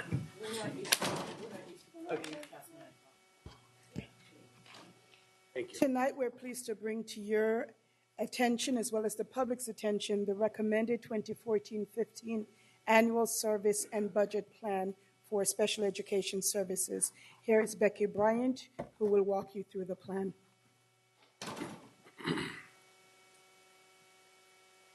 Board President Kennedy, board members, and Interim Superintendent Noguchi. We are presenting to you the annual service and budget plan tonight, which is prospective in nature, and it's for the 14-15 school year, and it must be approved by the board by June 30th so that we can submit it to CDE. We respectfully ask you to conduct a public hearing after our brief presentation, and I will underline brief. We will return on June 19th for the plan's approval.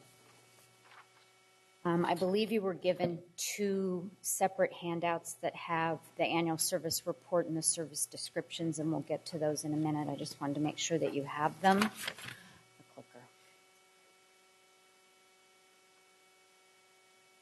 clicker. As we've shared with you in prior presentations, our SCUSD, Special Education Local Plan Area, or SELPA, provides a full continuum of service to meet our students' needs.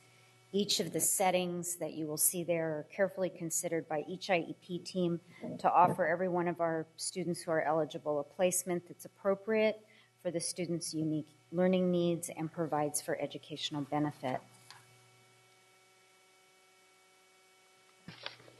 In terms of our major initiatives, our department continues to focus on a continuous cycle of improvement, whereby we evaluate our progress throughout the year and make adjustments to complete and continue our improvement cycle.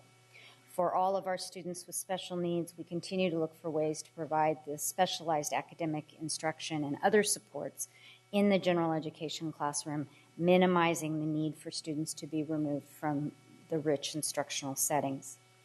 For our students in special day classes, we continue to focus on improving the rigor of the instruction and supporting the implementation of Common Core going forward. For our transition planning, we will continue to focus on an improvement in the process of providing professional development to our sites regarding the quality of the transition planning to prepare their students for the transition from school to adult life. Finally, as we emphasized in our May workshop, we strongly value our relationships and engagement with the parents and community, and we continue to work to improve our relationships with all of the families that we serve. Measures of effectiveness, we are currently collecting and analyzing year-end data to provide us with information to finalize our planning of support for the 2014 school year.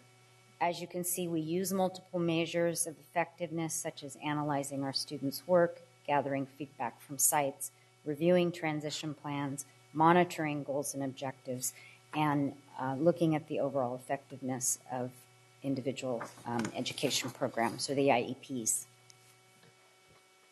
Moving forward, we will continue with the focus we have had for the past 4 years, with additional emphasis on implementation of the Common Core state standards in all of our classrooms serving students with special needs.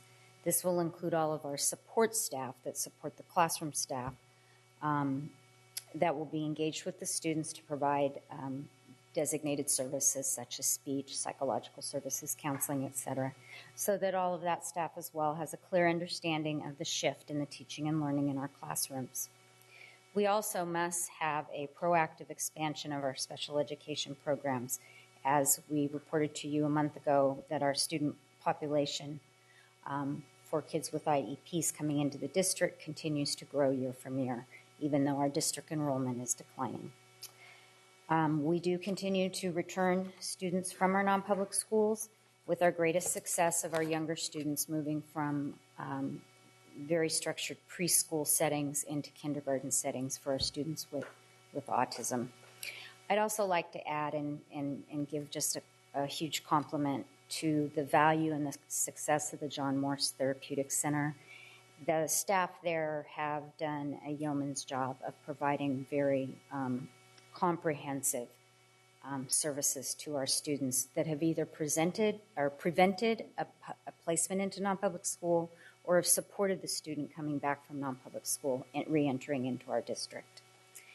And finally, we will continue our parent outreach. We partner with our Community Advisory Committee to support parents through training, community outreach, and support for individual parents when they have difficulty navigating our system.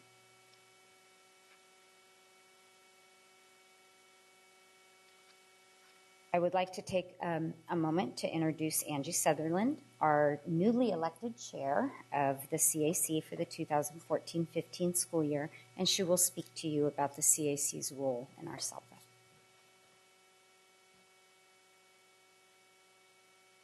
Hello, everyone. I'd also like to introduce Angel Garcia.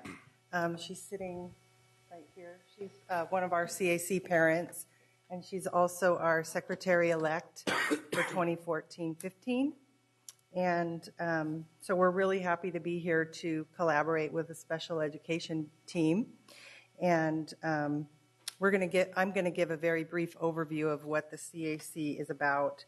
CACs are mandated by state education code, and they're designed in the legislative spirit and intent to promote active parent involvement in special education. And the California Ed Code requires that there be a CAC in every special education local plan area, and our district is a single district SELPA, and so we just have one special education overseeing the whole district. There are also multi-district SELPAs where multiple districts come together and they have one special education local plan area overseeing all the different districts, but we're just a single district SELPA. And the CAC functions in an advisory capacity to the SELPA and also to the Board of Education. But more importantly, we exist to help students with special needs by providing education, outreach, information, and resources to parents, students, teachers, educators, and the community. We support activities on behalf of individuals with exceptional needs, and we promote parent, student, and teacher involvement. And as an advisory, we recommend priorities for special education programs and services. So working together is key, and our needs overlap with the needs of the entire district because special education is not a place, it's a way of learning, and special education students are full members of their schools and communities. So we're interested in issues of importance to all parents, and we want to work together in the best interest of students. And lastly, just want to say that we've been expanding our outreach capability through making ourselves visible in the community at events and through social networking, our website and Facebook. And we are interested in getting more involved at the local school site level. So that's something we're working on. We actually formed a committee that is going to work on that for the following year. So that's kind of what we do in a nutshell. Thank you.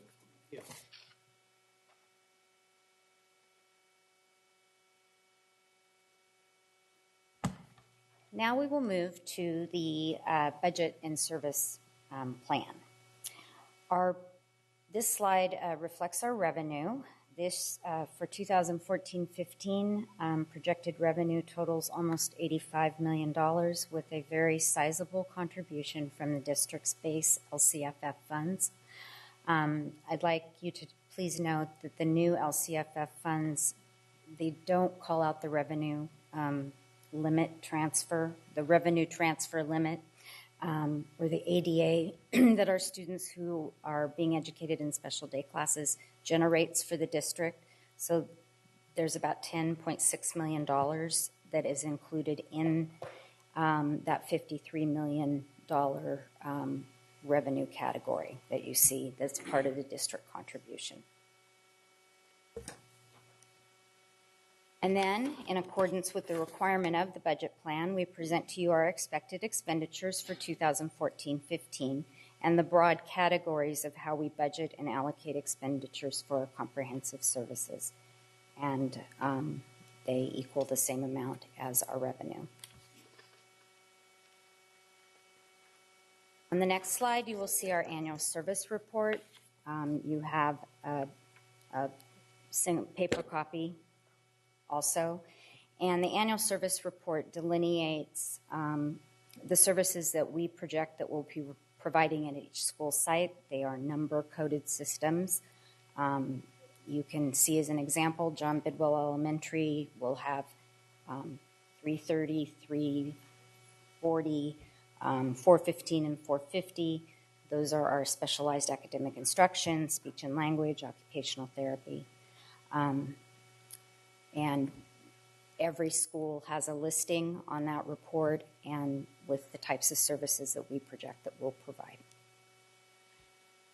This document is our service description. It's also part of our plan that's submitted to the state where we indicate which services we are projected to provide or could provide if needed for the 14-15 school year.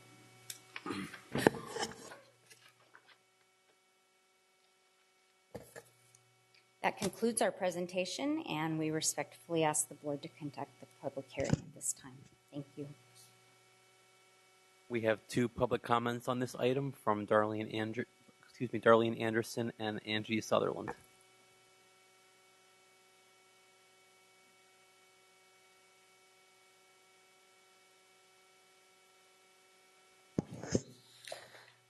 Darlene Anderson. The individual learning plan that allows a child to be successful is so critical, and it's more critical that the teachers are working with the child and with the special education department from the district. Unfortunately, the push-in model I have not found yet, but the district support staff for my son has been excellent. I can say that because he passed the Casey the first time round. He's already passed for English and math in the 10th grade, and he's in the 10th grade, and he already passed the algebra proficiency. But unfortunately, the failure in the classroom is real. So when he's getting an F in the classroom in English and he's proficient, I question the model of the implementation and the lack of coordination from the site level with the special education resources. And so I think it's important. I think it's important that we know that we have a lot of children in regular ed who are required to participate, yet that coordination is not happening. And we don't necessarily follow all of the rules according to what the federal law says. The quarterly monitoring, meeting with the parents. A lot of things don't happen in high school anymore. I just think it's critical. I think that more parents need to understand what the law says, because it is the federal law that trumps the state. The federal government, yes, puts a big burden on every state, but without that, you wouldn't work hard enough to create a program that was sustainable. And we are talking about sustainable programs. And when we look at our regular school sites and the children are failing, I ask where the sustainability is. It's not about creating a new thing every time you get a new package and you have to figure all the data to make it fit in there. We should have something that works and then collect the data from that. Ms. Sutherland, I believe, already gave her comments, so that's all of the comments on this item. No double dipping for you. That's all the public comments. Okay, is there questions of the board? I will make one comment to follow up on what you talked about, because I actually went out and toured John Morse my first time, but last week, and phenomenal work that they're doing out there. We are going to lose a leader there, not too far off, and that's going to be a huge, huge thing. So we have to make sure that. Any board? Nope. Thank you very much.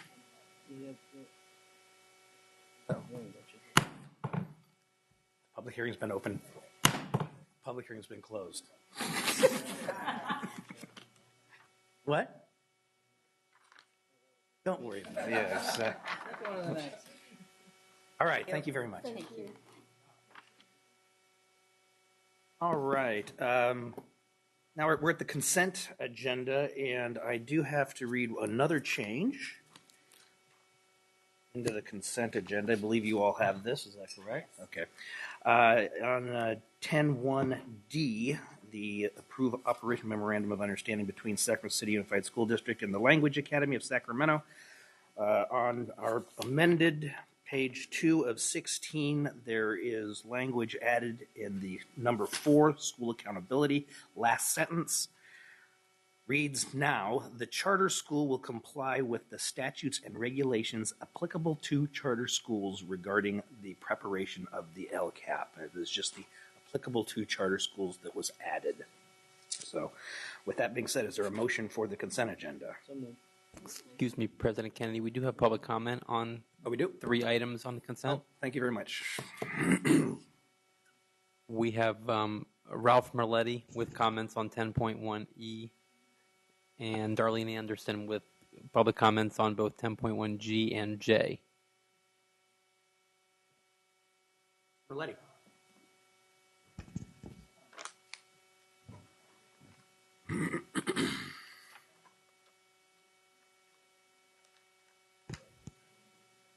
We need the screen.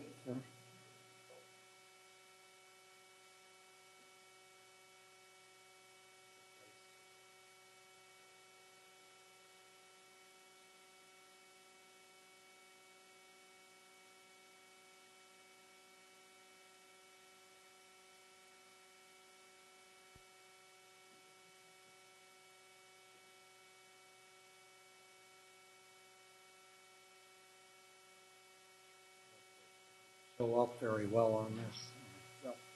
Oh, incidentally, since this is about 2 of the trips, do I get 2 minutes or 4 minutes? You get 2 minutes, Mr. All right. Okay. Good evening, school board and superintendent. My name's Ralph Merletti, and I live in the Fruit Ridge area of Sacramento County. And I wish to say how lucky those students that from Sutter Middle School that are going on these 2 trips. The National Capitol in Washington, D.C., and all those other monuments.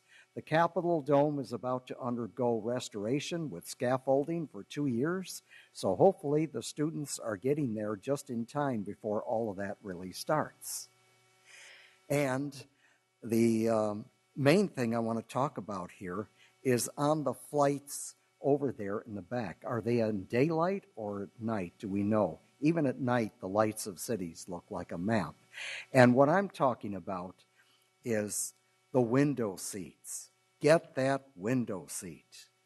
Now, in the day, everybody there should take turns and take pictures viewing from the window seats. Just think, you see the ground and sky from 6 to 8 miles above the earth.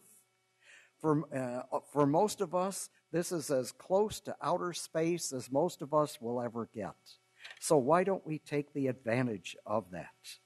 And I was going to show on the screen how beautiful it looks, but it's not coming out very well there. So I'll just hold these up. Look at the colors. Look at that.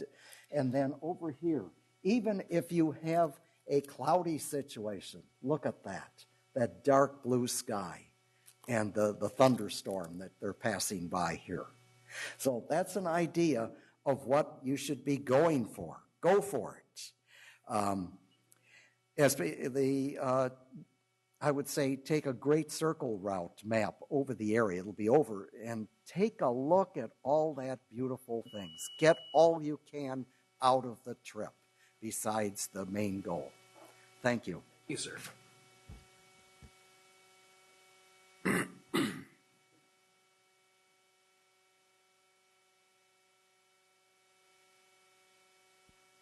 Anderson, do you have a preference of window or aisle?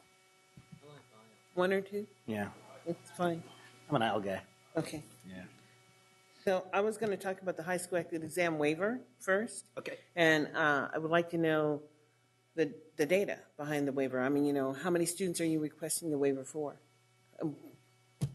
Waivers, right, from the California exit exam? Casey, well, yeah, 11, that's it. wasn't it? It was 11, I believe. And then also on the positive school climate, what does that really look like for children who are being moved to the alternative program? How does that look? Is the district even including an evaluation of the student performance? Are these special ed students going into the alternative program? Are you measuring the growth? How many times are they going in and out of the program? And they're, you know, because they have a right to have a positive environment too. They are students. So when you're talking about some schools, you don't have to talk about positive school climate, like Camellia Basic. It's wonderful over there. And I'm sure all those parents have a wonderful experience.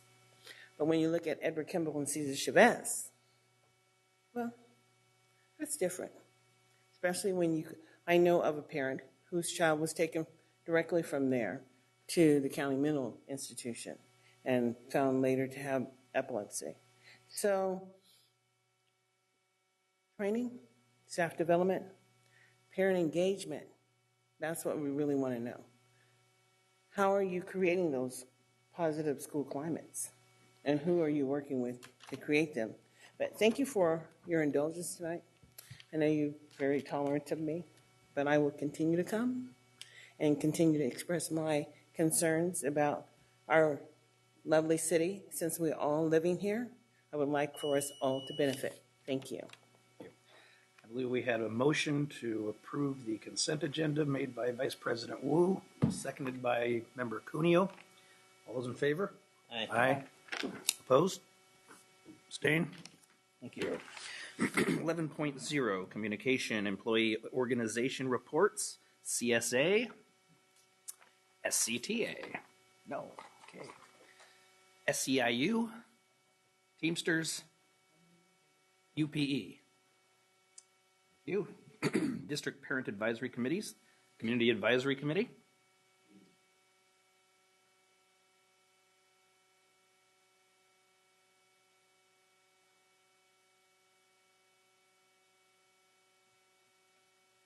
Hi. I'm Angie Sutherland. I'm the vice chair for the CAC, and this is Angel Garcia. She's a parent for CAC. And I want to talk about a discussion that we had at our May 27th meeting. We talked about presenting this to you, the need for there to be a cohesive and collaborative team process at the school sites to fully support students with special needs. We talked about wanting deliberate and targeted coordination and collaboration so that all of the students are supported, whether they're in a special education class, a general education class, whether they're at lunch or recess or at an extracurricular activity, because they're students in the school just like everybody else. And it's not just the job of the special education team to make that work. And it involves not only teachers, but it involves all the adults at the school, volunteers, principals, and other staff. And there can sometimes feel like a disconnect. And Angel, as one of our parents, was going to talk about some of the successes that she's had in making the school setting more collaborative and what we would hope to see more of. So I had experience on both sides of the table. I've had a bad experience, and right now I'm just really lucky. We're having a really great experience at our school site, John Cabrillo. My son's IEP team is full. We have a lot of people on his IEP team. He has off-site IEP services, OT, occupational therapy, and speech therapy through a vendor. He has an aide at the school inside of regular classroom. and then RSP and other services on the school site. What's really great about my son's IEP team is everybody works collaboratively. Even though he has off-site services, even though he has an aide that is with him, everybody works together. And for some reason, schools are overwhelmed by that thought of everybody working together and speaking to each other. But one of the things that we've done was set up an email account for us to kind of speak. And just that small communication piece has helped tremendously. My school, and I always highlight John Cabrillo because I'm so proud of it, has went above and beyond to help my son and include him as part of the school community. And I just hear so many stories of that not happening. And I just want to highlight that it can be done. My son has a few different disabilities. Autism is his primary. And he's had some challenges, but the school has been committed. The principal has been committed. The teacher has been committed. The RSP teacher has been committed. START after school staff has been committed. And they didn't look at that as something that they dreaded. They really welcomed my child and work together to see what was doable. So I just want to highlight that it can be done, and our schools in Sac City Unified need to do it better, because I hear more and more and more that the general ed staff kind of puts it on special ed and says this is special ed's problem, but it can be done. Thank you. Thank you very much. District Advisory Council, School Site Councils, District English Learner Advisory Committee, Gifted and Talented Education Advisory Committee, Indian Education Parent Committee, Sacramento Council of PTA. Very funny. Congratulations, by the way. Terrence Gladney, President of Sac Council of PTA. You guys are going to have to forgive me or excuse me in advance because this is going to take longer than 2 minutes because of an incident that happened within the last couple of days. But this baton represents trust. When the kids are on the track at any level, professionally, whatever, it represents the trust and the link between four people to complete a goal. And it's the understanding that when I complete my leg, whether it's the first leg or the anchor leg, I've done my part. If it's the first leg, it's my responsibility to get it to the second leg, and at that point, I've relinquished anything else that I can do other than support my teammates. Okay? Superintendent Noguchi, when we met, you asked to meet because you said that you felt like I always came here with concerns. And I'm going to tell you exactly why I come up here with concerns, is because of staff's continually disregarding the partnership, or what we deemed as a partnership between Sac Council, PTA, and the district. When we met, I let you know that the primary areas which we would like to focus on establishing trust and building partnerships were around the Leadership Academy and the Children's Clothes Closet. I think that those are both very great examples of, putting kids first, because they're programs that serve closest to the kids. It serves the needs of those kids who are underprivileged and don't have socks and underwear and clean clothes to wear to school. When they receive that, they feel good about themselves. That's a reflection of social emotional learning. It's the whole child. Leadership Academy does pretty much the same thing for parents. However, this year, we've been kind of on the crap end of some decisions by staff to undermine that partnership. We have honored those partnerships, but a partnership is two ways. Speaking specifically to the clothes closet, here at Cerner Center, we have had a space in room 24 where we have provided not only uniforms during enrollment. It's supposed to be the Connect Center. We provide a very needed service in providing uniforms to those kids so that parents with limited resources don't have to track all around the school district or around the city. This is a very large city. We have also provided a Cinderella's closet for those needy children who would like to feel good about themselves and provide self-esteem, with formal wear. Earlier this year and consistently throughout the year, we've been approached by the Success Academy principal about using the space. She said that she doesn't have the space or a facility appropriate for rainy days for her kids, again, social emotional learning, those kids who require those services, to have PE during the day. And amongst the 24 rooms, she saw ours as a viable candidate to use. Again, honoring the partnership, we said that, on rainy days, because, the Cinderella's closet is months after we distribute uniforms during the enrollment period. I had no problem because, again, it is kids first.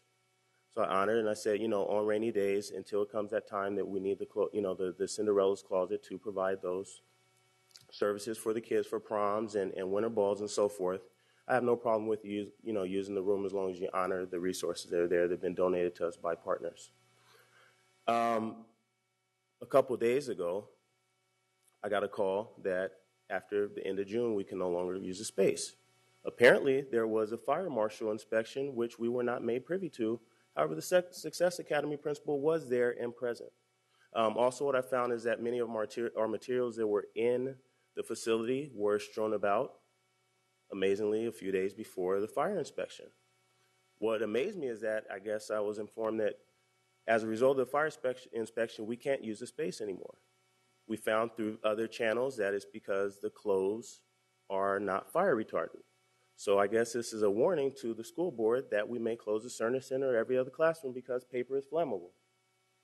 I mean, my rationale, it may be out there, but, every other facility that I've seen a fire inspection, there's an opportunity to provide corrective action. Could we talk about this afterwards, because you are going really long, and yeah, I didn't get the phone. I'd like to help you. So, okay. So why don't we talk offline? Okay. I'm not disrespecting. I understand. I want to give you the time that you deserve. Yeah, and by the way, I have asked for a copy of the fire marshal's report or the inspection. It still has not surfaced. But despite all of this, we as SAC Council, we as parents, we still rise, to honor, the late, great Maya Angelou. We still rise despite all our challenges and obstacles. And that's because we recognize that if you guys are unwilling partners, and it's not a reflection of the board, it's staff. If staff is unwilling partners to accept the baton and do part of the work, we have many willing partners, whether it's CAC, whether it's DAC, whether it's SCTA, whether it is the coalition that has presented you guys with an alternative budget. But I did want to highlight really quickly, what does our partnership year look like around those very two small priorities? The district lost one of the staff members that you guys were paying for, not replaced. We had an office in the Parent Resource Center, displaced. We had New Leon, displaced, unilateral decision. And now we've lost Room 24. That's a great partnership. We continue to do the work. We're looking for you guys to step up. But again, we have willing partners, whether it is board member Kavalchuk, who committed a Saturday along with Andrew Malou to engage students about what they would like to see done for the school district. So again, we can't run a mile just by thinking about it and thinking about how far it is. Let's take a first step and honor partnerships. Thank you. Thank you very much. 11.3, interim superintendent's report. Given the time, I'm going to pass. Okay. 11.4, president's report. No real report, just want to share that I will be resigning my position I'll be sending a letter to the County Office of Education on Monday, which is the 8th or the 9th, and it will be retroactive. It'll be deferred and effective August the 8th. That's the legal timeline that we can do that. The reason for doing this early is not because I want to get away from you guys, because I enjoy our Thursday nights, but because in order to get it on the ballot for November, we have to do it 130 days prior to the November election. So the timing is very critical when it takes place. So I'm going to bring forward a resolution for discussion to put the seat, to replace the seat on the November ballot. A resolution would have to be approved by the board. So that will be on the next agenda to discuss that. And 11.5, student member report.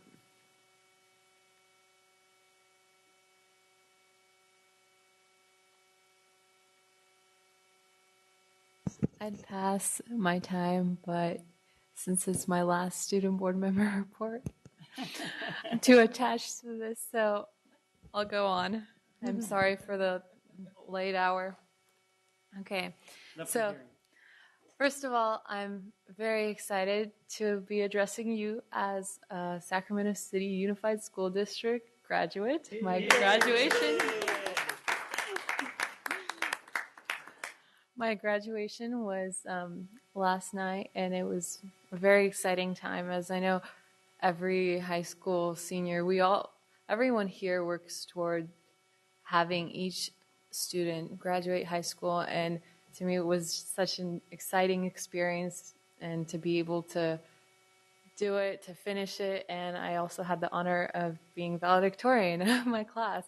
So I also had an opportunity to address my class, and it was a wonderful night. I'd like to mention, as Terrence Gladney had previously stated, that I was a panelist at the 3rd District PTA Spring Leadership Training, and I was speaking to a group of students on what they can do for basically to get involved in their schools and their communities. And a lot of them, there were varying ages, and some as young as 2nd grade, which was surprising for me because as the student board member, I hadn't been able to speak to many elementary school students, and it was a very nice change. And during that leadership training, we basically asked the students in very simple language, what would you change about your school? Just if you had all the money, like if you had all the power, if you were principal, what would you change about their school? And of course, we received one classic answer, better school lunches. That's about almost in every single student response about what they can change about school. But I think it's worth thinking over, because if we want our students to be healthy, we have to be offering them enticing options to be healthy. Another thing that they mentioned was how sometimes difficult it is for students to have uniforms, and the clothes closet is a wonderful helping tool that could aid many of those families who wouldn't be able to afford the uniforms. Another thing mentioned was more field trips, which is also a wonderful idea if we had all the funding in the world. And 2 interesting points were more supplies and more desks or better equipment, which is directly linked to our safe, clean, healthy schools part of the LCAP plan. And another unique point was more time for tests, because maybe the the teachers or Common Core state standards people should be thinking about the student side of it, not just setting a certain time to finish it, maybe to actually see how long it takes for several different types of students to be taking a certain exam. So just interesting little ideas that would be great to think about. Then I also wanted to mention, as a topic that we have often heard from one of our public speakers, the measuring of success. In our city, there's a newspaper called Sacramento News and Review, and each year they do a college essay contest where students from all across Sacramento can send in their essays, and they're judged anonymously. So the student's name, nothing specific is given, just the essays. And I'm happy to say that all 3 of our students, all 3 of the first, second, and third place winners were from our district. Wow. So. And one would be you? Okay, first place was Connor Nelson from CK McClatchy High School. Then second was me. Then third was Elizabeth Robinson from CKM as well. All right. And my time is up. Thank you very much. And I'm going to move that we extend the meeting till 10:45. Is there a second? Second. All those in favor? Aye. Opposed? Abstained? Thank you very much. You hear that, Olivine? Just saying. Okay, information sharing by board members considering the time. I'll jump in really quick. I just cannot thank Margarita enough for the fabulous work that she did as a. Oh, she's not done here.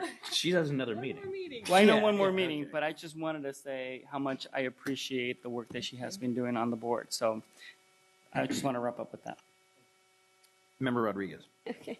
Sorry, I got a few things to say. So yesterday I attended a Boys and Girls Club event. It was the triple play. And so the title sponsor on that was Coca-Cola and Subway.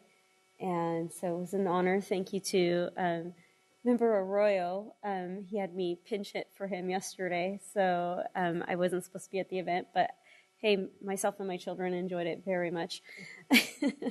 And then I also had the honor of also pinch hitting for Member Arroyo and to be with our student board member as she graduated. And I had her stand with me as a student board member to certify the class that we were supposed to do as our duties. So I hope you didn't mind that, but I thought it would be extra special since you're part of a team here. So, and then just making my rounds around my Area 5, I visited a couple of schools and just kind of want to invite board members, other board members to share or I'd like to share with them some of the lessons learned as a parent in the district and some of the conversations that I'm having with other parents. And so that way we can work in a more collaborative manner. And I can tell you one of these conversations or one of the pieces of conversations that I'm talking to them about is Common Core state standards and keeping their child actively engaged in educational activities throughout the summer because, especially when you're talking about children who are coming from the free and reduced lunch household population, they are going to really need it coming the beginning of the new school year. There's no test now. It'll be go live. And so what we want to do is build our children's confidence and help them succeed at that. So those are some of the conversations that I'm starting to have with my parents around the district. Superintendent Noguchi, are you going to be participating this weekend in the Ema Becca scholarship reading? That was one of the questions that I have for you. Actually, this week I'll be going through an interview process, running a half marathon, and going to Wicked. Oh, okay. You're too busy. So unfortunately, I couldn't. Given the time, I mean, if Sunday, if there's some time in there, then I know that I've talked to a number of folks about it earlier, but I didn't have it on my schedule. Okay. Yeah. Unfortunately, many of us on the board cannot make it this weekend because we're having superintendent interviews. So, but there is a reading for the scholarship program that the Ema Becca's is offering to a lot of our Sac City Unified Schools District students. And I want to thank you personally as well, Superintendent Noguchi, for your assistance in getting the word out there so that we can increase the number of applicants. And we certainly have seen a large spike in the applicants as well. So thank you. Just really quick on a couple of other things. The Contracts Committee, I would like to publicly state that I'd like for them to come back on June 19th with some recommendations for reductions. So if you can note that as well, President Kennedy, to put that on the agenda. It's critical that we bring it on June 19th. I will have another item that's going to come forward. I just have to email it to you, so I hope it's not too late. And then I will go with the customer service aspect. It pains me, it hurts my heart to hear that we have parents who work and for basically they give their time to us. And they expect respect in return, and that's it. They're not looking for compensation. They're not looking for their children to get an extra boost in, a lunch time or extra recess time or anything like that. They're not asking for anything in return. The only thing they ask for is respect.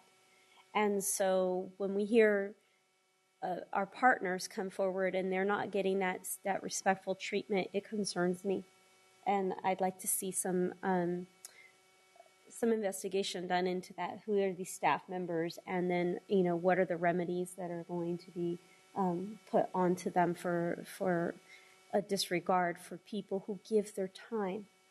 And we have so few of the people in our district that can give their time. And we need to really stress upon them that if it were not for the students and if it were not for the parents, they don't have a job. I mean, that's basically the bottom line. And we're experiencing that with every single budget that we're doing every year when we're missing 1, 2, 100 students, 500 students every year. And that's the reason why we're losing them. We've got to hold on to our customers. So, and lastly, a fun thing, a challenge, because I'm always challenging our board. Summertime is here. And last year I did a Be a Change project at Woodbine Elementary, where we went out and we cleaned the school environment, not the actual school site, but around the school. And many of you got to see a video that I did out of it.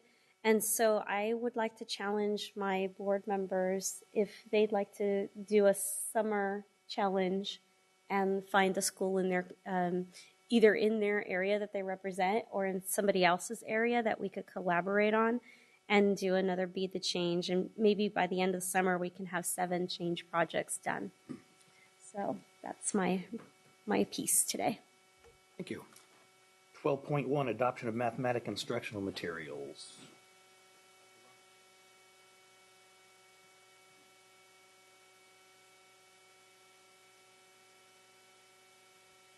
Before we get started, is there any, I'm being quite serious, is there any reasonable way that you can possibly get done in 10 minutes? Otherwise I have to. I am going to be as quickly as possible, yes. Okay. We will get through this. So we're going to give you just the nuts and bolts of everything. Okay? So good evening again, Board President Kennedy, Interim Superintendent, Dr. Noguchi, and members of the board. I am joined by Dr. Iris Taylor, Assistant Superintendent for Curriculum and Instruction. Tonight, we're here to garner your approval of the recommended mathematics instructional materials. The presentation will provide you with an overview of the adoption process, address how stakeholders were engaged in the process, share the recommended instruction materials, and inform you of next steps. Earlier tonight, you approved the usage of the funds provided by the state to support the Common Core implementation. Some of those dollars are earmarked for the adoption of instructional materials for mathematics for grades K-6, middle school, and high school. Since the district's current instruction materials are not aligned to the Common Core standards, it is crucial that we provide teachers with new resources for next year's formal implementation. The adoption process. In January of this year, the state approved mathematics materials for adoption. Shortly thereafter, the district convened a committee of stakeholders to review and recommend the said materials that we're bringing to you tonight. Teachers serving on the committee submitted an application and were selected based on their expertise with student populations represented within the district, including our ELs, English learners, students with special needs, and students in program improvement schools. We thank SCTA for collaborating with us, taking the time to review every application and helping us to select the committee. The committee members met weekly from February to May and engaged in a thorough analysis of the mathematics instruction materials and utilizing the board policy as well as the instructional materials evaluation tool, the IMET. You have that before you tonight. The committee narrowed the materials down from the 30 state-approved submissions to the top 2 selections for each grade band. These materials were then placed on display for public review. The feedback from the public was analyzed for patterns and trends, along with a comprehensive analysis identifying the strengths and weaknesses of the recommended text. These critical pieces of data were used to inform the committee's final recommendations. And as I said earlier, you do have the IMET tool before you. It is a powerful tool that explicitly described the 4 non-negotiables that are found in the recommended text. At this time, Dr. Iris Taylor will come and take the presentation further. So good evening, Board President Kennedy, Superintendent Noguchi, and members of the board. In this next few slides, I'll share with you our stakeholder engagement process. So Dr. Roberts mentioned the instructional materials caravan. And for the caravan, we displayed the materials at an elementary, a middle, and a high school in the 3 geographic regions of the district. And then we also had a set on display here at Cerna. In addition, the materials for grades K through 6 and 7-8 were also available online for anyone to review in the comfort, wherever they chose to review them. We also attended staff meetings to go out to school sites to introduce teachers to the instructional materials. We, when possible, we had, the laptops available and got them on those computers so that they can go online as well and look at the materials. And then finally, with our parent groups, we went out to various school sites for PTA meetings, for school site council meetings, and again, took the parents through the process using the MacBook laptop computer cards to get them online so that they could review the materials.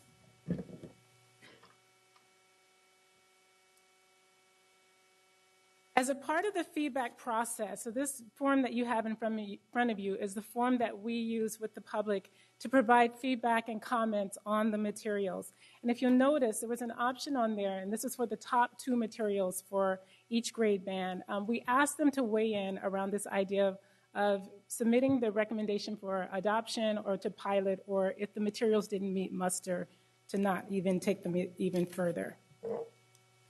The recommendations of the committee for elementary school is the Envision product by Pearson.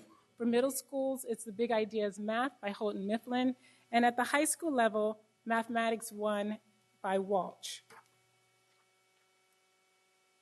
As we went into the adoption process, we really emphasized to the teachers that there is no perfect product out there. And so we asked them to really look at the products critically. And so the next few slides will outline some of the strengths and challenges of each of the programs that were put forward. And so I'm not going to read you through the list because of the hour, but just highlight a couple of the things that they noted. So for the Envision product, one of the things that they noticed as a strength was the coherence of the program. They saw a clear, logical progression of the concepts across the grade bands and even within the grade bands. They also liked the emphasis on the conceptual development of the mathematics and the use of the manipulatives to build conceptual understanding. Some of the challenges included an inconsistent level of rigor from lesson to lesson, and then not enough of a focus, particularly at the early grade levels. They felt there was not enough of a focus on the standards for mathematical practice, specifically number 3, around the idea of constructing viable arguments. For Big Ideas Math, again, some of the strengths were a focus on that collaborative group work at the middle school level, and then they felt that there was an appropriate balance of conceptual and procedural or fluency practice within the program.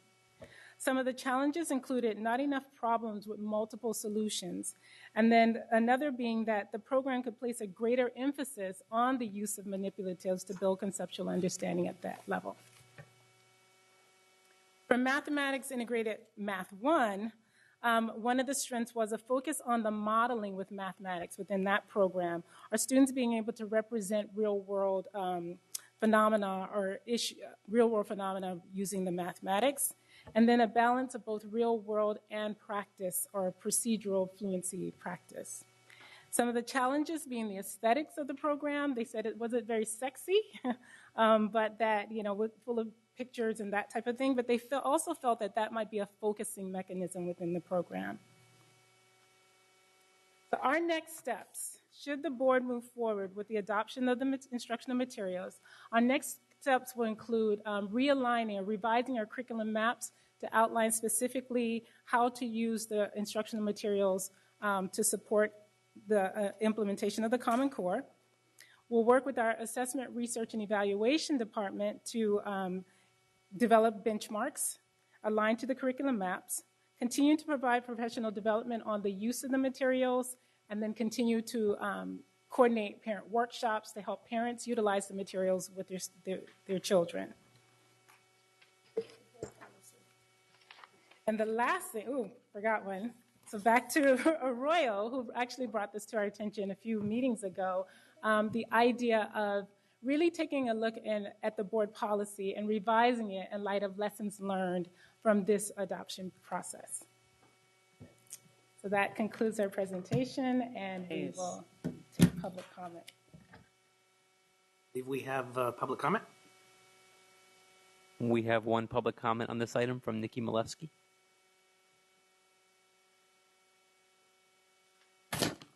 Good evening, members of the board. Sorry for the late hour, but I just wanted to say I'd like to thank all the teachers that participated in the curriculum committee and those teachers and community members that took the survey. I'd like to thank the district for supporting that work. We also strongly hope that the district will honor the committee's conclusions and teachers' expressed desires to have curriculum for next year. We are very excited to get Common Core curriculum for math in our hands and start figuring out how to make it work for our students. So thank you very much. Questions?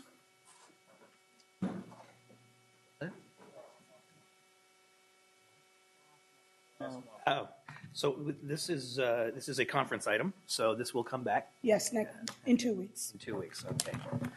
Thank you very much. Thank you. Very well done. Thank you. Nicely timed, Dr. Roberts. We do have our upcoming meetings, as we talked about. We do have a meeting on Saturday at 8 o'clock. It will begin, and Sunday is also at 8 o'clock in the Washington room. It will be closed session. So with that, is there a motion for adjournment? Member Kovalchuk moves, and Vice President Wu seconds. All those in favor? Aye. Opposed? Abstained? We're adjourned.